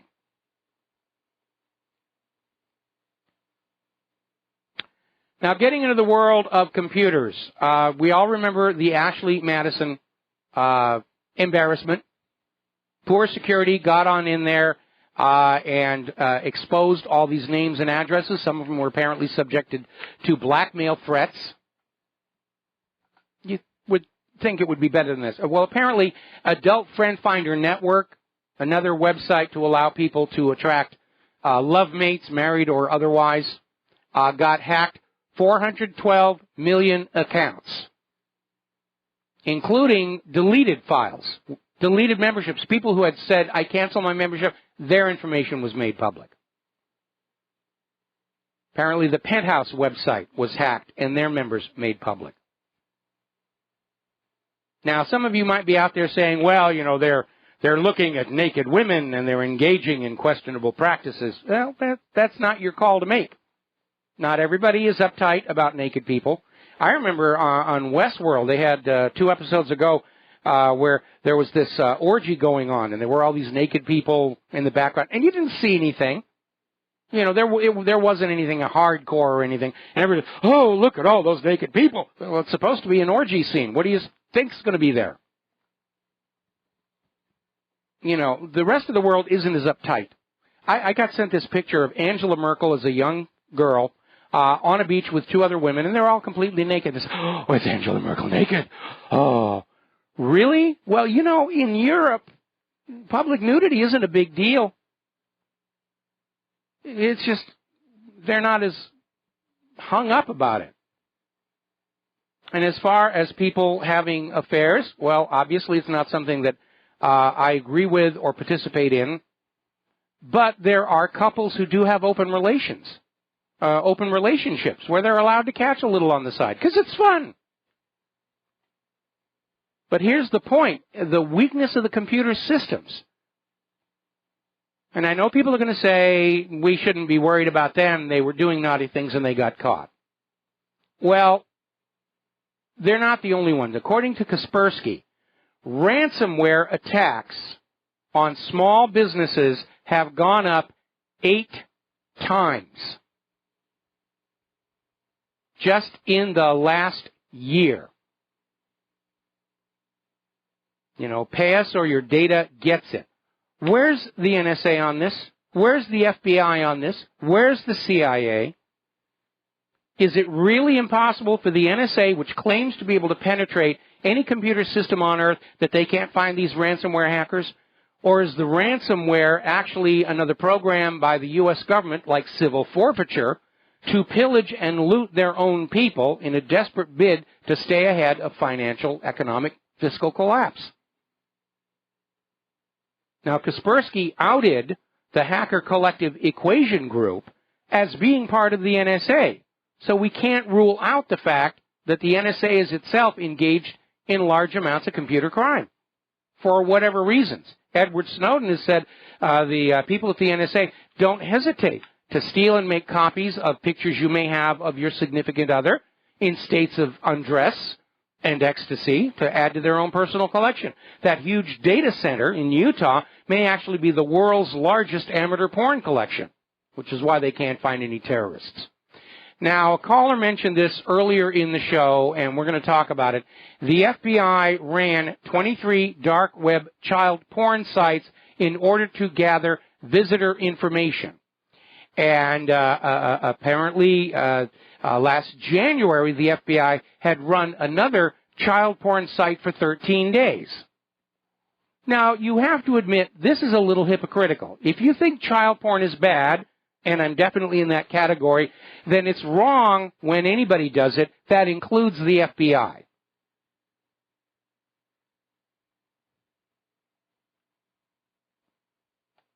And this idea that it's okay if the government is doing it, I don't think so. I'll give you another hypocrisy that always bothers me, is all these motorcycle policemen riding around on their motorcycles, pulling cars over and writing tickets because the people in the cars aren't wearing seat belts. There are no seat belts on those police motorcycles. just in case you were curious. Now, Obama has apparently signed another executive order pushing the program of global vaccination, and I find this very interesting because Obama's executive orders really stop at the border. Obama cannot write an executive order that really has any effect on a foreign country. But he's out there pushing it and saying, the World Health Organization will do this. You'll go into other people's countries and you'll stick needles in them. And again, as I mentioned before with Obama and his press conference, he's literally out there begging the incoming President Trump, don't change any of the liberal agenda that we have worked so hard to put on in, because we were really expecting Hillary to carry this on forward, and Hillary lost, and now we're demanding that you just basically keep, another Obama administration in power. And Trump's not going to go along with that. Now, the problem I have with mandatory vaccinations is manifold. First of all, it's the end of medical freedom. It's the end of the freedom for you to decide for yourself what is the best possible response to any illness or threat of illness that you face. We know that vaccines are a major, major profit center for Big Pharma. They love it. They're selling medications to people who are perfectly healthy. And if they get sick after they get the vaccination, then that's another profit opportunity to sell more medication to deal with the problem. And we know there's a lot of very questionable materials in these vaccines. There have been cases where vaccines being given at taxpayer expense to women in third world countries are being discovered to actually be sterilization chemicals. Bill Gates is really on board with this. We've got to control the population of those useless eaters by sticking needles in them. And I would hope that this is also going to come to a halt under President Trump. Now, if the medical companies can come up with something that really works, provably works, they don't have to rig the trials, then we should consider buying it. But this constant resorting to government authority to force people to buy things they don't want and probably don't need, that's the imprimatur of fascism. And I think if there's one overall objective we should have in the incoming administration, it is to pull back from this rush toward fascism in our country. We're going to take a break for commercials, and we'll be right back. And aloha, America. Welcome back to the show here. We're going to go back to the phones. Al in Canada, aloha. Welcome to the show. What's on your mind? Aloha, Mike. I hope you're doing well. I'm doing fine. A little quick, two little quick stories I have about vaccinations. When I was 3, I was vaccinated, obviously like a lot of us were up here in Canada, and my mother was giving me a bath. This is a story she tells me, and I went into convulsions like that same night. And of course, she phoned, and she rushed me to the hospital, and the only thing that saved my life when I was 3 was I was in the bath water, which cooled my body, because obviously I had broken out into a very, very high temperature. Anyway, fast forward about 30 years, about almost 20 years ago, I went for hay fever shots. The second to the last shot, it really hurt. And, you go sit in the doctor's office immediately afterwards. And within about 3 or 4 minutes, I started having this feeling like there was something inside my body crawling around trying to get out. Mm-hmm. And, of course, my heart rate went up and my blood pressure, went through the roof. So, I tell the nurse and I go back in to see the doctor. He gives me a bunch of shots of adrenaline around the puncture from the okay. hay fever medication, which was, basically pollen, right? The next time I went in for my final shot, he sat me down and he goes, I'm going to tell you what happened. When I injected that needle, I hit a vein. And he said, I remember kind of feeling a little bit of resistance when I put the needle in. He goes, but I'm pretty sure that I put it right into your bloodstream. And he said to me, that's how children end up with all these problems when they get vaccinated. He told me that. knowing that when I was 3, because I've had it my whole life, that's what happened to me as well. Yeah, that would definitely be an issue exactly because, how it happened. vaccines are always supposed to be intramuscular, but if they put it in the bloodstream, then, yeah, they're going to get a concentrated dose, and that could provoke a reaction. And it's just, they're there to sell the product, and they're just very reckless in how it's being used, and they're harming people. Yes, yes. And you know this, and yet, how often do you actually hear those facts every time you get a needle, every single time there are risks. There are always risks, and yet you never hear the truth of why these vaccinations and every other shot goes bad that are, like you said, supposed to be intramuscular. And yet, you hit a vein and it goes into your bloodstream, breaking that blood-brain barrier, and it goes right, and all these problems happen. And yet they never, ever talk about it. I've never heard it once. No, because the corporate media is there. They get huge amounts of money from the pharmaceutical advertisers, and that they're not going to alienate their advertisers. And that's unfortunately why the corporate media is going to stay the corporate media. They don't want to live on the kind of money that we're running What Really Happened on. So they're going to go out and continue to sell out to the highest bidder. Anyway, listen, Al, I got to let you go. We've got to take a break for station identification. The phone lines are open, 800-313-9443, and we will be right back.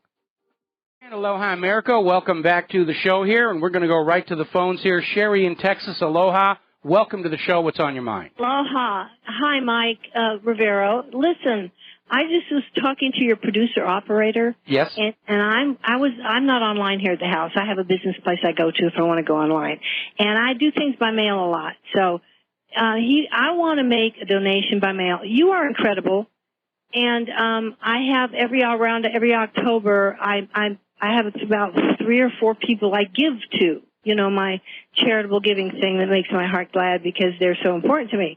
And I want to put you on there, but I want to do it by mail, and can you give me an address so I don't have to go online to get the address? Well, okay. The address is rather convoluted, and if you could bear to go online once to my website, WhatReallyHappened.com, underneath the green banner at the top, there's a white bar, and over at the right it says Donate.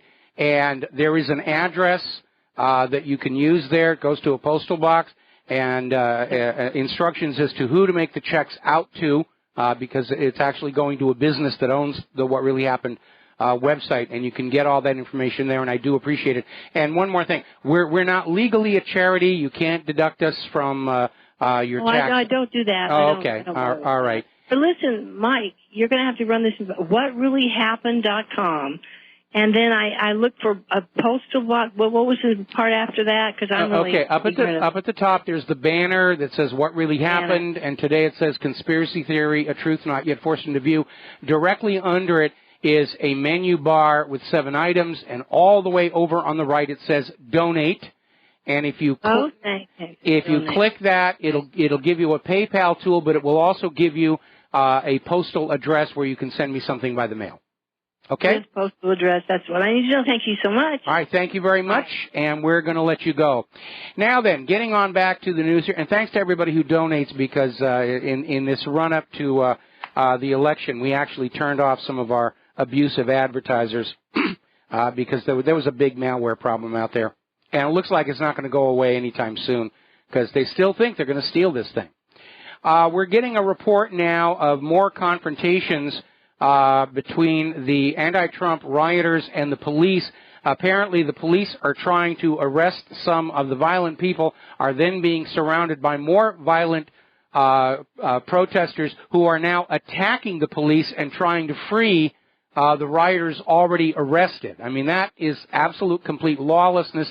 And again, where this is not going to work, all of these riots, all the vandalism, beating up on a pregnant woman with baseball bats, all of this stuff is not presenting a public image of the Democrats and the Hillary supporters that the American people are going to find sympathetic, and certainly they're not going to be wanting to support it.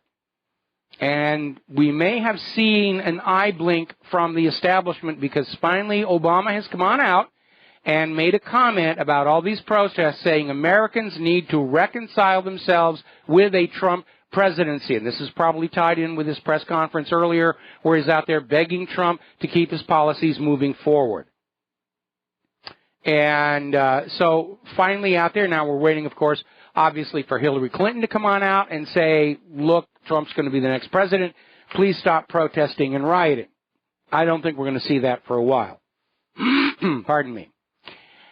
Meanwhile, as I mentioned, the president of China has already phoned Donald Trump, says let's be friends. Cooperation is the key to the future.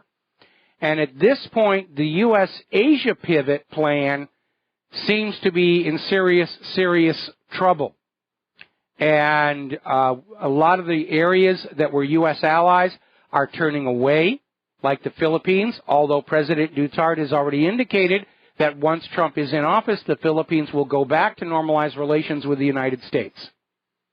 But all of these agendas, the confrontation with Russia, the confrontation with China, they're all falling apart. And we understand what that ultimately is really going to mean. The United States government, politicians, Wall Street, over the last 30 years, turned their backs on what really makes an economy work. Manufacturing products people want to buy, growing agricultural produce people want to buy, and instead they just wanted to be the bankers to the world, and people got sick and tired of that. Nobody wants to borrow U.S. dollars at interest for global trade and banking when they can go to the ruble and the yuan, and even their own currencies. More and more countries are signing treaties for direct cross-border conversion of their currencies without some banker getting a piece of the action. It's an old, failed model. Now, because the U.S. has turned their back on manufacturing, we don't have anything people want to buy. Even our weapons systems, which used to be considered the best in the world, no matter what they cost. Well, today, they're still just as expensive, even more expensive, and they're junk. The F-35, the F-22, the Independence-class littoral combat ships, the Freedom-class littoral combat ship, the Zumwalt has got problems. People are now saying it may be possible that the new aircraft carrier, the Gerald Ford, may never actually be considered combat-worthy. Be okay for sailing around, looking good, and running patrols and stuff. We can't make anything people want to buy. That is Donald Trump's biggest task. How are we going to bring the jobs back if the manufacturing has already gone to other countries?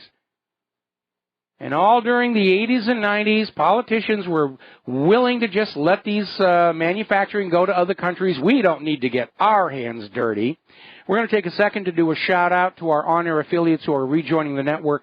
We're talking about the economic ramifications of Trump's election victory and where it meets some very bad economic policy set by preceding administrations. So we had this corporate leadership that grew up out of the MBA program designed by Harvard University at the end of World War II, pardon me, where there weren't enough managers to go around and business was booming. And so we created a generation of managers who are unconnected to the actual process of production. There was that standardized scientific business management interface, and that's all they know. They don't care what's going on the floor or the laboratory. They don't have an emotional connection to the building of a quality product. And these people with these MBAs grew up to be our corporate leadership today. And they were happy to ship our manufacturing to other countries. Because the CEOs are still making their money off the sales. It's just the American people who used to work in those factories don't have jobs anymore. And then they're wondering why retail is in such a sorry state here in this country. It's not because there aren't products and they aren't inexpensive. It's because the American workers don't have money to spend. Wasn't really well thought out in that case. So Donald Trump wants to bring the jobs back. He wants to make America great. I wish it was as easy as all that. I wish Donald Trump could wave the elder wand and take us all back to what it was in the 1950s. It's going to be a long, long, hard trail. And we'd better understand that. I have every confidence Trump wants to make America great. He wants to bring back the jobs in the economy. It's not going to happen overnight, and you might as well accept that right now. It's going to be a slow process. We've been letting our manufacturing go to other countries for 30 years. It's going to take a long time to rebuild it here. Now, those other countries who took over manufacturing of American-developed products are not going to be so stupid as to allow it to come back here. They're going to hang on to it because they understand the real money, the real value to an entire national economy of any manufacturing is the jobs it produces for the ordinary citizens. And this is why I fully support Trump's declaration that he wants to turn NASA away from Earth monitoring missions, meaning propaganda to support the global warming cult, and he wants to spur missions to the outer solar system. Going back to Mars, going out to Jupiter, wants to go to Europa, wants to do all of this stuff, and I absolutely 100% agree with him. Not because I want to see flags of the United States all over the solar system. And not because I'm personally curious about what they're going to find out there, although that is a factor. But I am one of those people who is old enough to remember that the tech boom of the 70s, 80s, and 90s was all born in that civilian technology incubator called the Apollo missions to the moon. So Trump is going to set us some new challenges. We're going to go out to Europa. We're going to drill down through that ice. We're going to tool around in that subterranean ocean, see if something there's swimming around looking back at us. I think, personally, we ought to go back to Titan and see if there's anything in those methane seas. That would be truly alien extraterrestrial life, might shake us out of some of our biological chauvinism that all life in the galaxy has to be based on the same chemistry that ours is.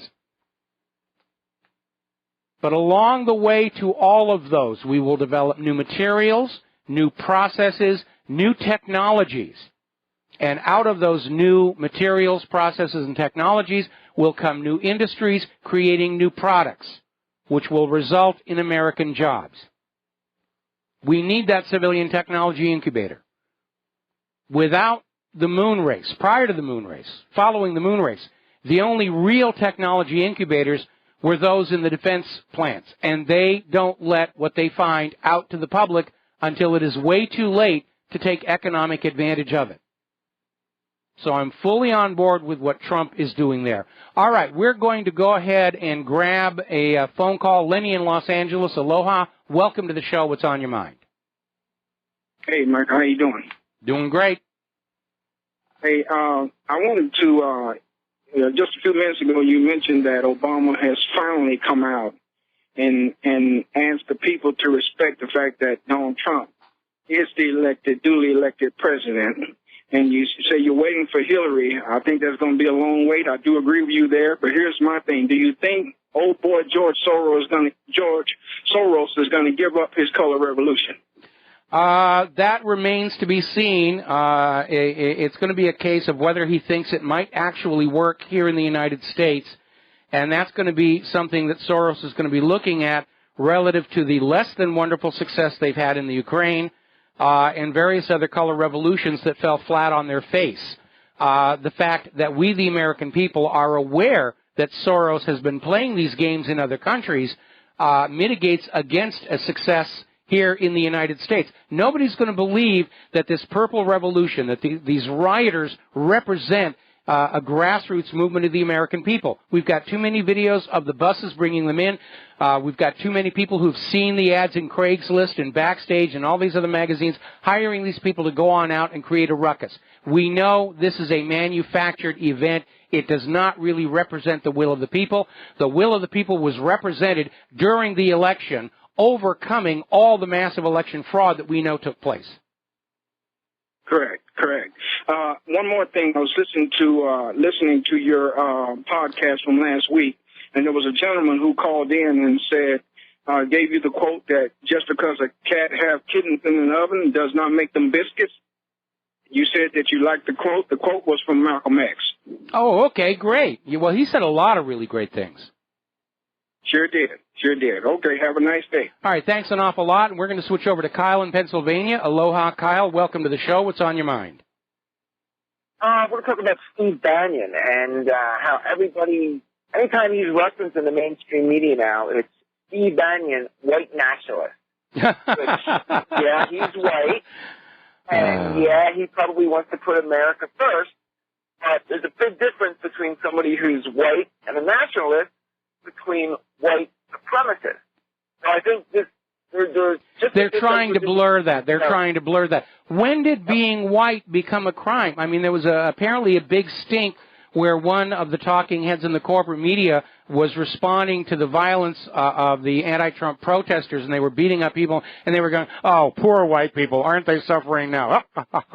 And, yeah, you don't cure racism by being racist. You don't correct all of the racial ills in this country by simply changing which race is now the targeted, designated target for abuse and aggression. No, not at all. And this phrase, white nationalist, is the same exact thing they did with global warming, to climate change, to, this, in 6 months, being white and for America, you might as well just have white hoods on, running down That's the way they're trying to take it. I mean, for all their talk about, we're sorry about how we misrepresented during the election, they're clearly still out there playing the same games. That anybody who wants to put America first is somehow being racist. They're still out there insisting, Obama, in his press conference this morning, he wants Trump to continue this policy of letting the illegals come into this country. And let's not, upset the ambitions of the dreamers. Well, the dreamers should have never been here, Obama. If they're disappointed, it's your fault. You gave them a lot of unrealistic expectations. How can you have a president who's openly telling people to violate the law of the land? I mean, you have to me, that astounds me. You have laws, even if they're not enforced, you have laws on how you come to this country legally. And you're the president saying, violate these laws. Openly go against it. Meanwhile, trying to tell Trump that he should keep all these terrible ideas when he ran, his entire campaign was based on doing the opposite of that.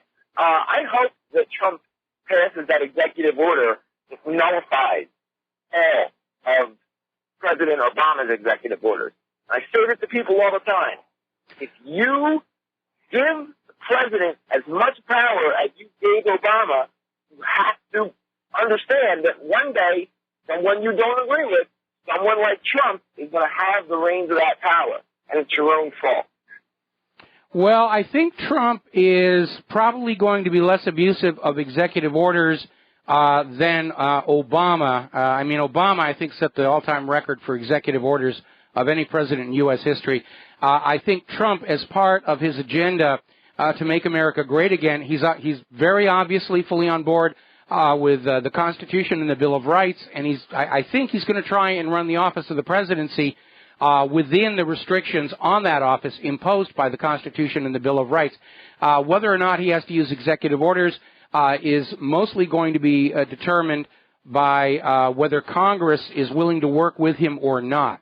But I think the fact that Obama came on out and said it's time to reconcile yourself to a Trump presidency, I think they're beginning to realize that all of this rioting is not creating a sympathetic public image for Hillary's people and supporters, and certainly not for all these illegal immigrants. Most of these rioters are these frustrated illegal immigrants who came up here, voted for Hillary Clinton in the expectation that they'd get amnesty and citizenship, and now they're not going to get it. So they're out there waving the flag of Mexico and screaming that Trump is not their president, and they're absolutely right. Enrique Peña Nieto is their president.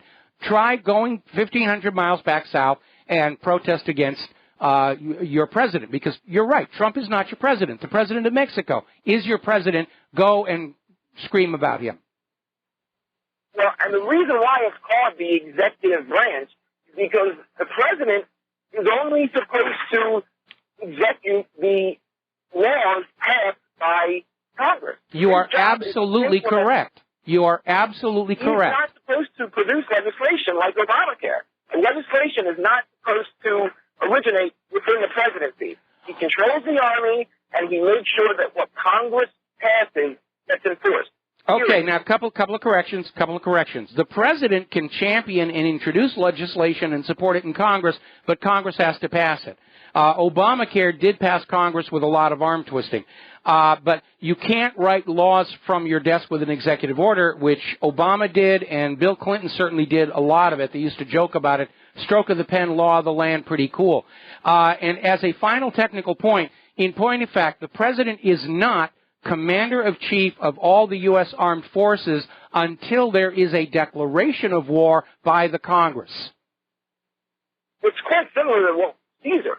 It's when, in Rome, during times of peace, it was run by the Senate. And then once there was, enemies at the gate and a war to be had, they appointed one man to go out there and fight the battle. And it was not seen as a privilege, it was seen as your duty to go out there and defend your country and then relinquish power. We're just not letting these guys relinquish Yeah, but power. then it backfired when they made Marcus Licinius Crassus first consul of Rome. That was the door that opened the age of the emperors. Okay, Kyle, going to let you go. Got to take a break for commercials, and we'll be back with another caller after these few words. And aloha, America. Welcome back to the show here. We're going to go back to the phones. Janet in Broward, Colorado. Aloha. Welcome to the show. What's on your mind? Or Broward County. Yeah, exactly. Broward County, Florida, where all the voter fraud went on. Okay. Among other places. Number one, I've been in and out your program today, so you can stop me if I'm repeating something. Number one, Emmanuel, the mayor of Chicago, has announced that is a sanctuary city, and he intends to ignore Trump saying that he will not, give money to it or he will shut it down, that it is a safe city for all these people, number one. Number two, of course, you know that Soros has held a meeting in Washington, D.C. with all these so-called Democrats, and Pelosi is one of them. Boy, I urge people, contact her. She is just ridiculous.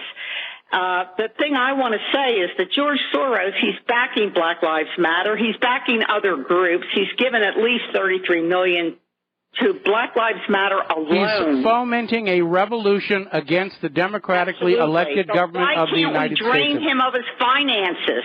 One police officer's father is going after him for $550 million. Why don't other police officer families go after him for money as well? Why don't other places where there is public destruction by these buffoons in the street, why don't we drain him of his finances? He needs to pay. Taxpayers shouldn't have to pay for any destruction that he brings about.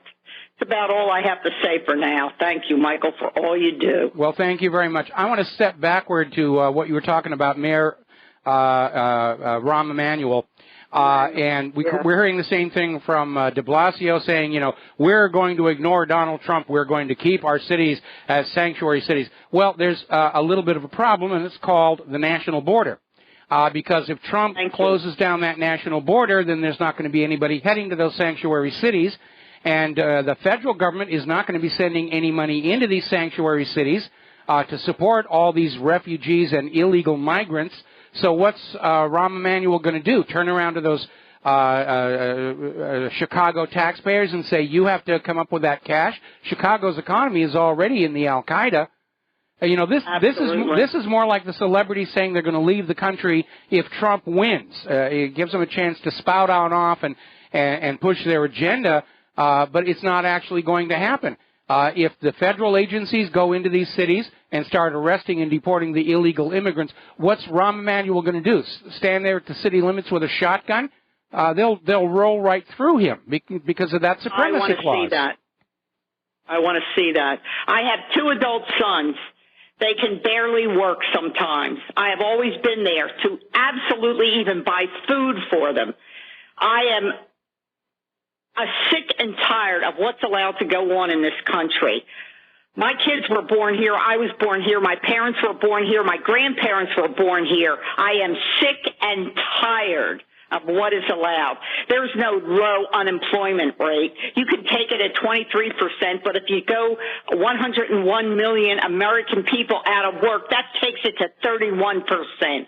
We're not in any situation, any position to take in people from other countries.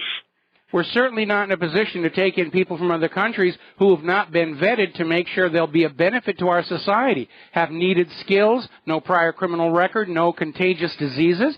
They're just letting anybody walk on in, and we're seeing the same negative effects here in the United States that we're seeing all over Europe. And this is all part of Soros' New World Order globalist thing, and you're right, somebody needs to pull that guy down a notch. And by the way, France coming out of the EU is called the Frexit. I don't know if you've heard that. Yes, I have. That's what it's called, and I love it. The Frexit. Anyhow, all right. Well, thank you very much. We're going to let you go. We're coming up on a commercial break. We got 2 more callers waiting after we get back from the commercial break here.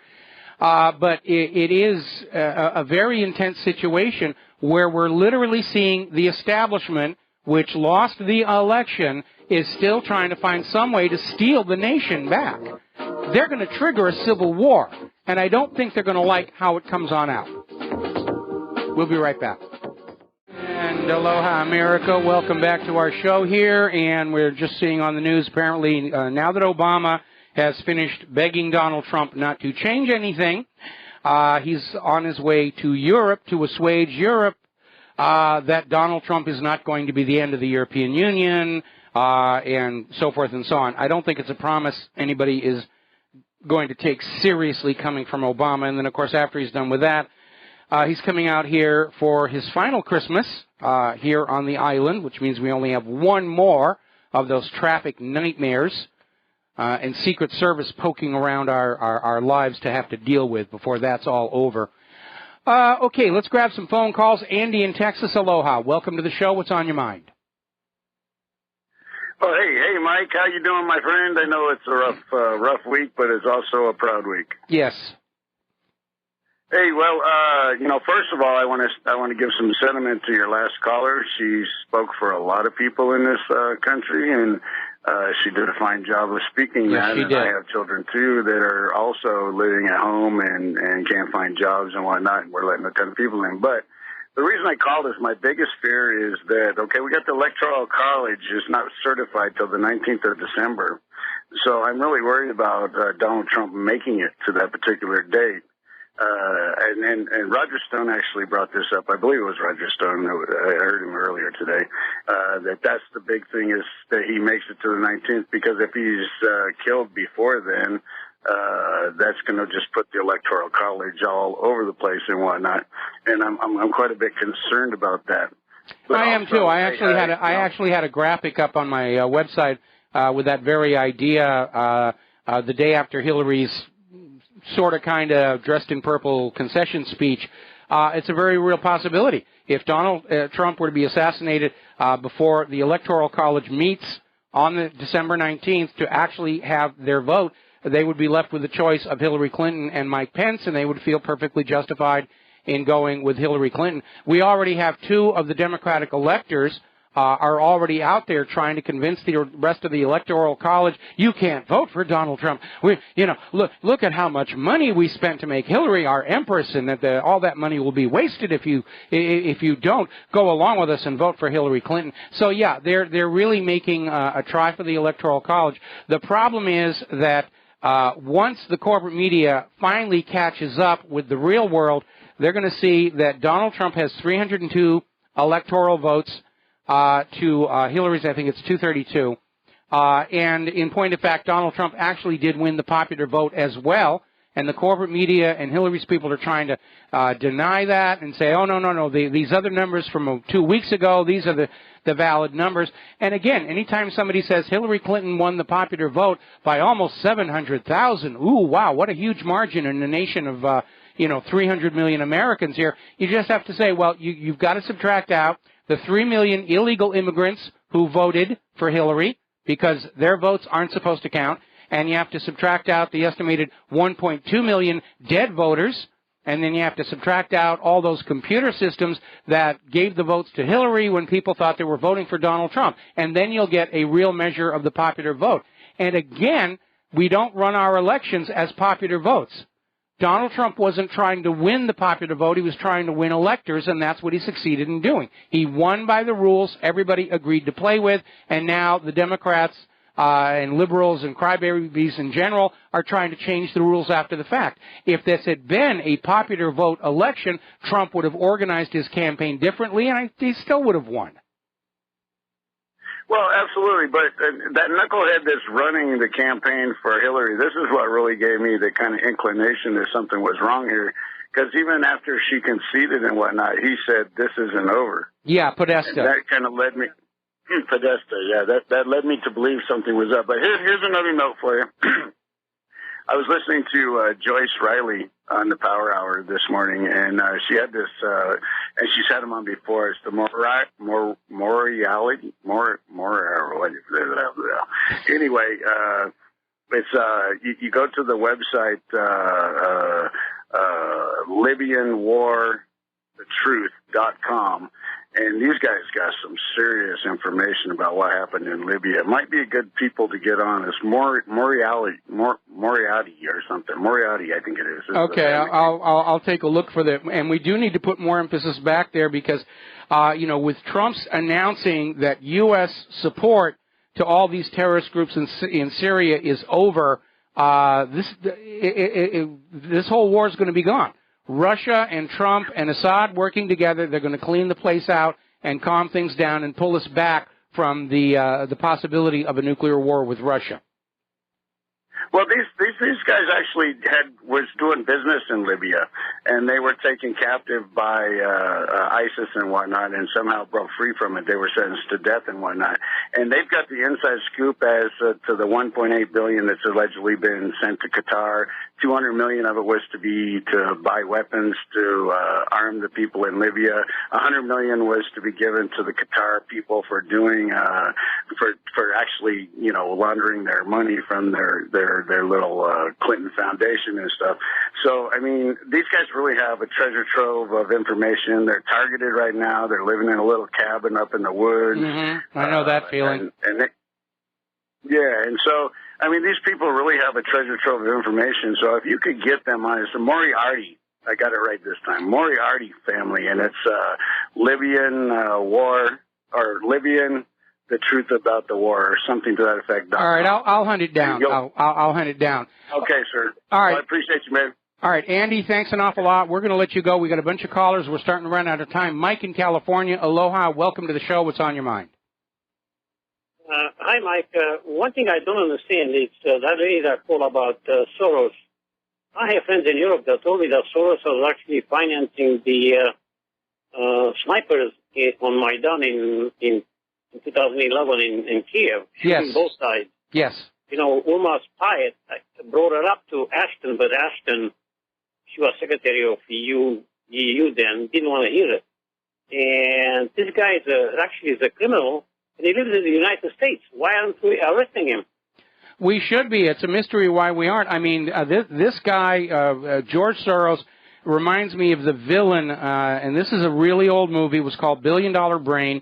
It was a Michael Caine movie. It was a follow-on to the Ipcris file, and it focused on this billionaire who just decided Russia was evil, and he was going to start World War III all by himself, and Ed Begley played the billionaire, and Soros is of the same thing. Soros genuinely believes that having the kind of money he has gives him a right to play with the earth and its people like his own personal toys. And I do resent that. He's not elected to be in any kind of a governing position, but he's out there. I mean, he's a super villain that you would see in a James Bond movie, and he should be arrested. And by the way, if you look at the front page of WhatReallyHappened.com, apparently there is a protest planned in front of his house for this coming Sunday. They've actually got the address of where George Soros has his home, and there's going to be a peaceful demonstration around his home, and I hope about 2 million people show on up, give him a little taste of his own medicine there. Well, he lives in New York, but the other thing is, I think Soros is doing these things for money. He hopes to destabilize government so he can speculate. That's how he made. That's how he made his fortune. That's a big part of how he continues to make his money. But Soros wants a single global government. He's been backing the New World Order global government because once it's under one government and Soros owns that government, then he can basically plunder the human population at will. Well, that's true. But the other thing, too, is China today has warned Trump that if you start fooling with the taxes and slapping, taxes on the imports, we're going to retaliate. So I think Trump is going to have to be very careful what he's doing because he may affect. Basically, the Chinese talked about the Apple and the Boeing orders and that they would cancel the Boeing planes and they would play with the Apple factories and that kind of thing. I read that on I think that's a hollow threat because right now Apple sales are in decline. The iWatch has turned out to be a complete unmitigated disaster, second only to the Lisa. And so I don't know. I mean, the president of China called Trump and said cooperation is really a better way to go. So I think they will. But it's perfectly legitimate for Trump to bring the manufacturing of these things back to the United States. I mean, China did not design and engineer the iPhone. That was all done here in California, and we could manufacture it just as easily here as is done in China. It's a complicated issue. There's no easy answer. But if we don't bring technology and jobs back to this country, then we're doomed because the rest of the world doesn't want to borrow Federal Reserve notes for cross-border trade and banking, and without that, our economy is going to collapse unless we can. No, Go ahead. I agree, but the problem is, in the short term, there's no production left in the United States. I agree. The LA area, in the short term, even the first 4 years in his presidency, it's very tough for him to do anything. I agree that he should bring back the production back, but it's not going to be an easy task. That's all I'm saying. So people should be aware of that. Well, it's going to take a little while, but, changes in tax policy. I mean, one of the reasons so many of our jobs went to other countries is during the administration of George W. Bush, they literally modified the tax code to actually incentivize American corporations to offshore jobs. And I don't know what they were thinking. Well, yeah, I do know what they were thinking. They wanted to bring the American standard of living down to the same level as every other nation as part of that whole New World Order global government story. But Trump can bring the manufacturing back very easily by changing that tax code to where companies that are manufacturing overseas have to pay high tariffs to bring the products back here into the United States of America, and companies that are manufacturing here in America get favorable treatment. That's all it's really going to take. It's going to take a while. It's going to take a lot of capitalization to rebuild our manufacturing base. And then, of course, there's that other issue about the GMO disaster. Nobody wants to buy American agriculture. These TPP and TTIP were an attempt to arm twist other countries into buying our GMO agriculture to feed to their own people, hide from their people that that's what they were eating, and both of those trade agreements are now pretty much dead.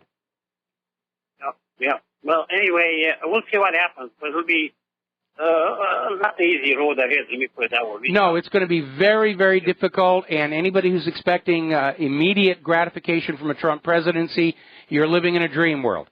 It's going to be a long fight back to America being a great nation again. But we can do it. We can do it. Well, I know we can, but the problem is also that Trump will have to be very careful what he's doing in the next 100, 200, 300 days. Because you promise a lot of things, and, I don't think the Republicans will go along. I remember reading stuff about him when he went to Detroit, and he told the workers that if Ford moves the plant to Mexico, he'll charge 35% on the Fords coming back from Mexico. But I don't know if Ryan or McCullough will go along, Mitch McCollum will go along with it, because his donors will be upset at them. You know what I mean? So it'll be a tough thing. I mean, well, I don't know. There's a factor there, but there's something else to keep in mind, and that is this idea that up until this election, politicians thought donors and money controlled everything. Now they're realizing that if sufficiently angered, the American people can vote them out of office, and it doesn't matter how much money they've got. That is the real political lesson of the 2016 election, and every politician is going to be including that in their thinking for the next 2 years. And so, yes, we want to make our donors happy, but we can't make the voters mad because they'll be able to overcome all the bot elections that are out there. I agree with you, and like I said, Trump won because he realized that the American people, the average citizen, the middle class, is pissed.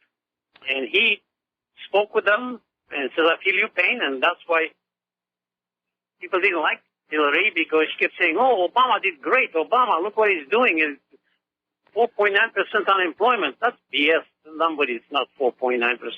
It's like that lady said, it's more like 33% or something. So, okay, anyway, well, yeah. All right, thanks an awful lot, Mike. We're going to let you go. No, people voted against Hillary Clinton because of this long history of corruption. Now, Hillary's campaign and the corporate media basically ran this entire year on this assumption that nobody remembered all the corruption for the last 25 years. And this is where the Internet and the independent media have really profoundly changed the way information flows through society, because now we have a collective memory for our civilization that is not under the control of the wealthy and the political elites. We decide for ourselves what is historical. And that's why people remembered not just Benghazi, but Travelgate, cattle futures, all of that stuff, the sheer accumulation. That's what did Hillary in. I'm still hearing from liberals, oh, you just couldn't stand a woman president. So I didn't have a problem with a woman president. You destroyed yourself by choosing as your flagship somebody with that history of crime and corruption. And this arrogant fantasy by the liberals that with enough money and enough advertising on TV that the American people could be made to forget all about Vince Foster, the travel office firings, Chinagate, Whitewater, Castle Grande, Flowerwood, on and on and on and on. That's where they failed. They really did not understand they are not in control of what Americans think any longer. All right, let's grab some more phone calls because we're running out of time. Jesse in Ohio, aloha, welcome to the show. What's on your mind? Hey, Mike. I had an idea for all the safe space users. Yes.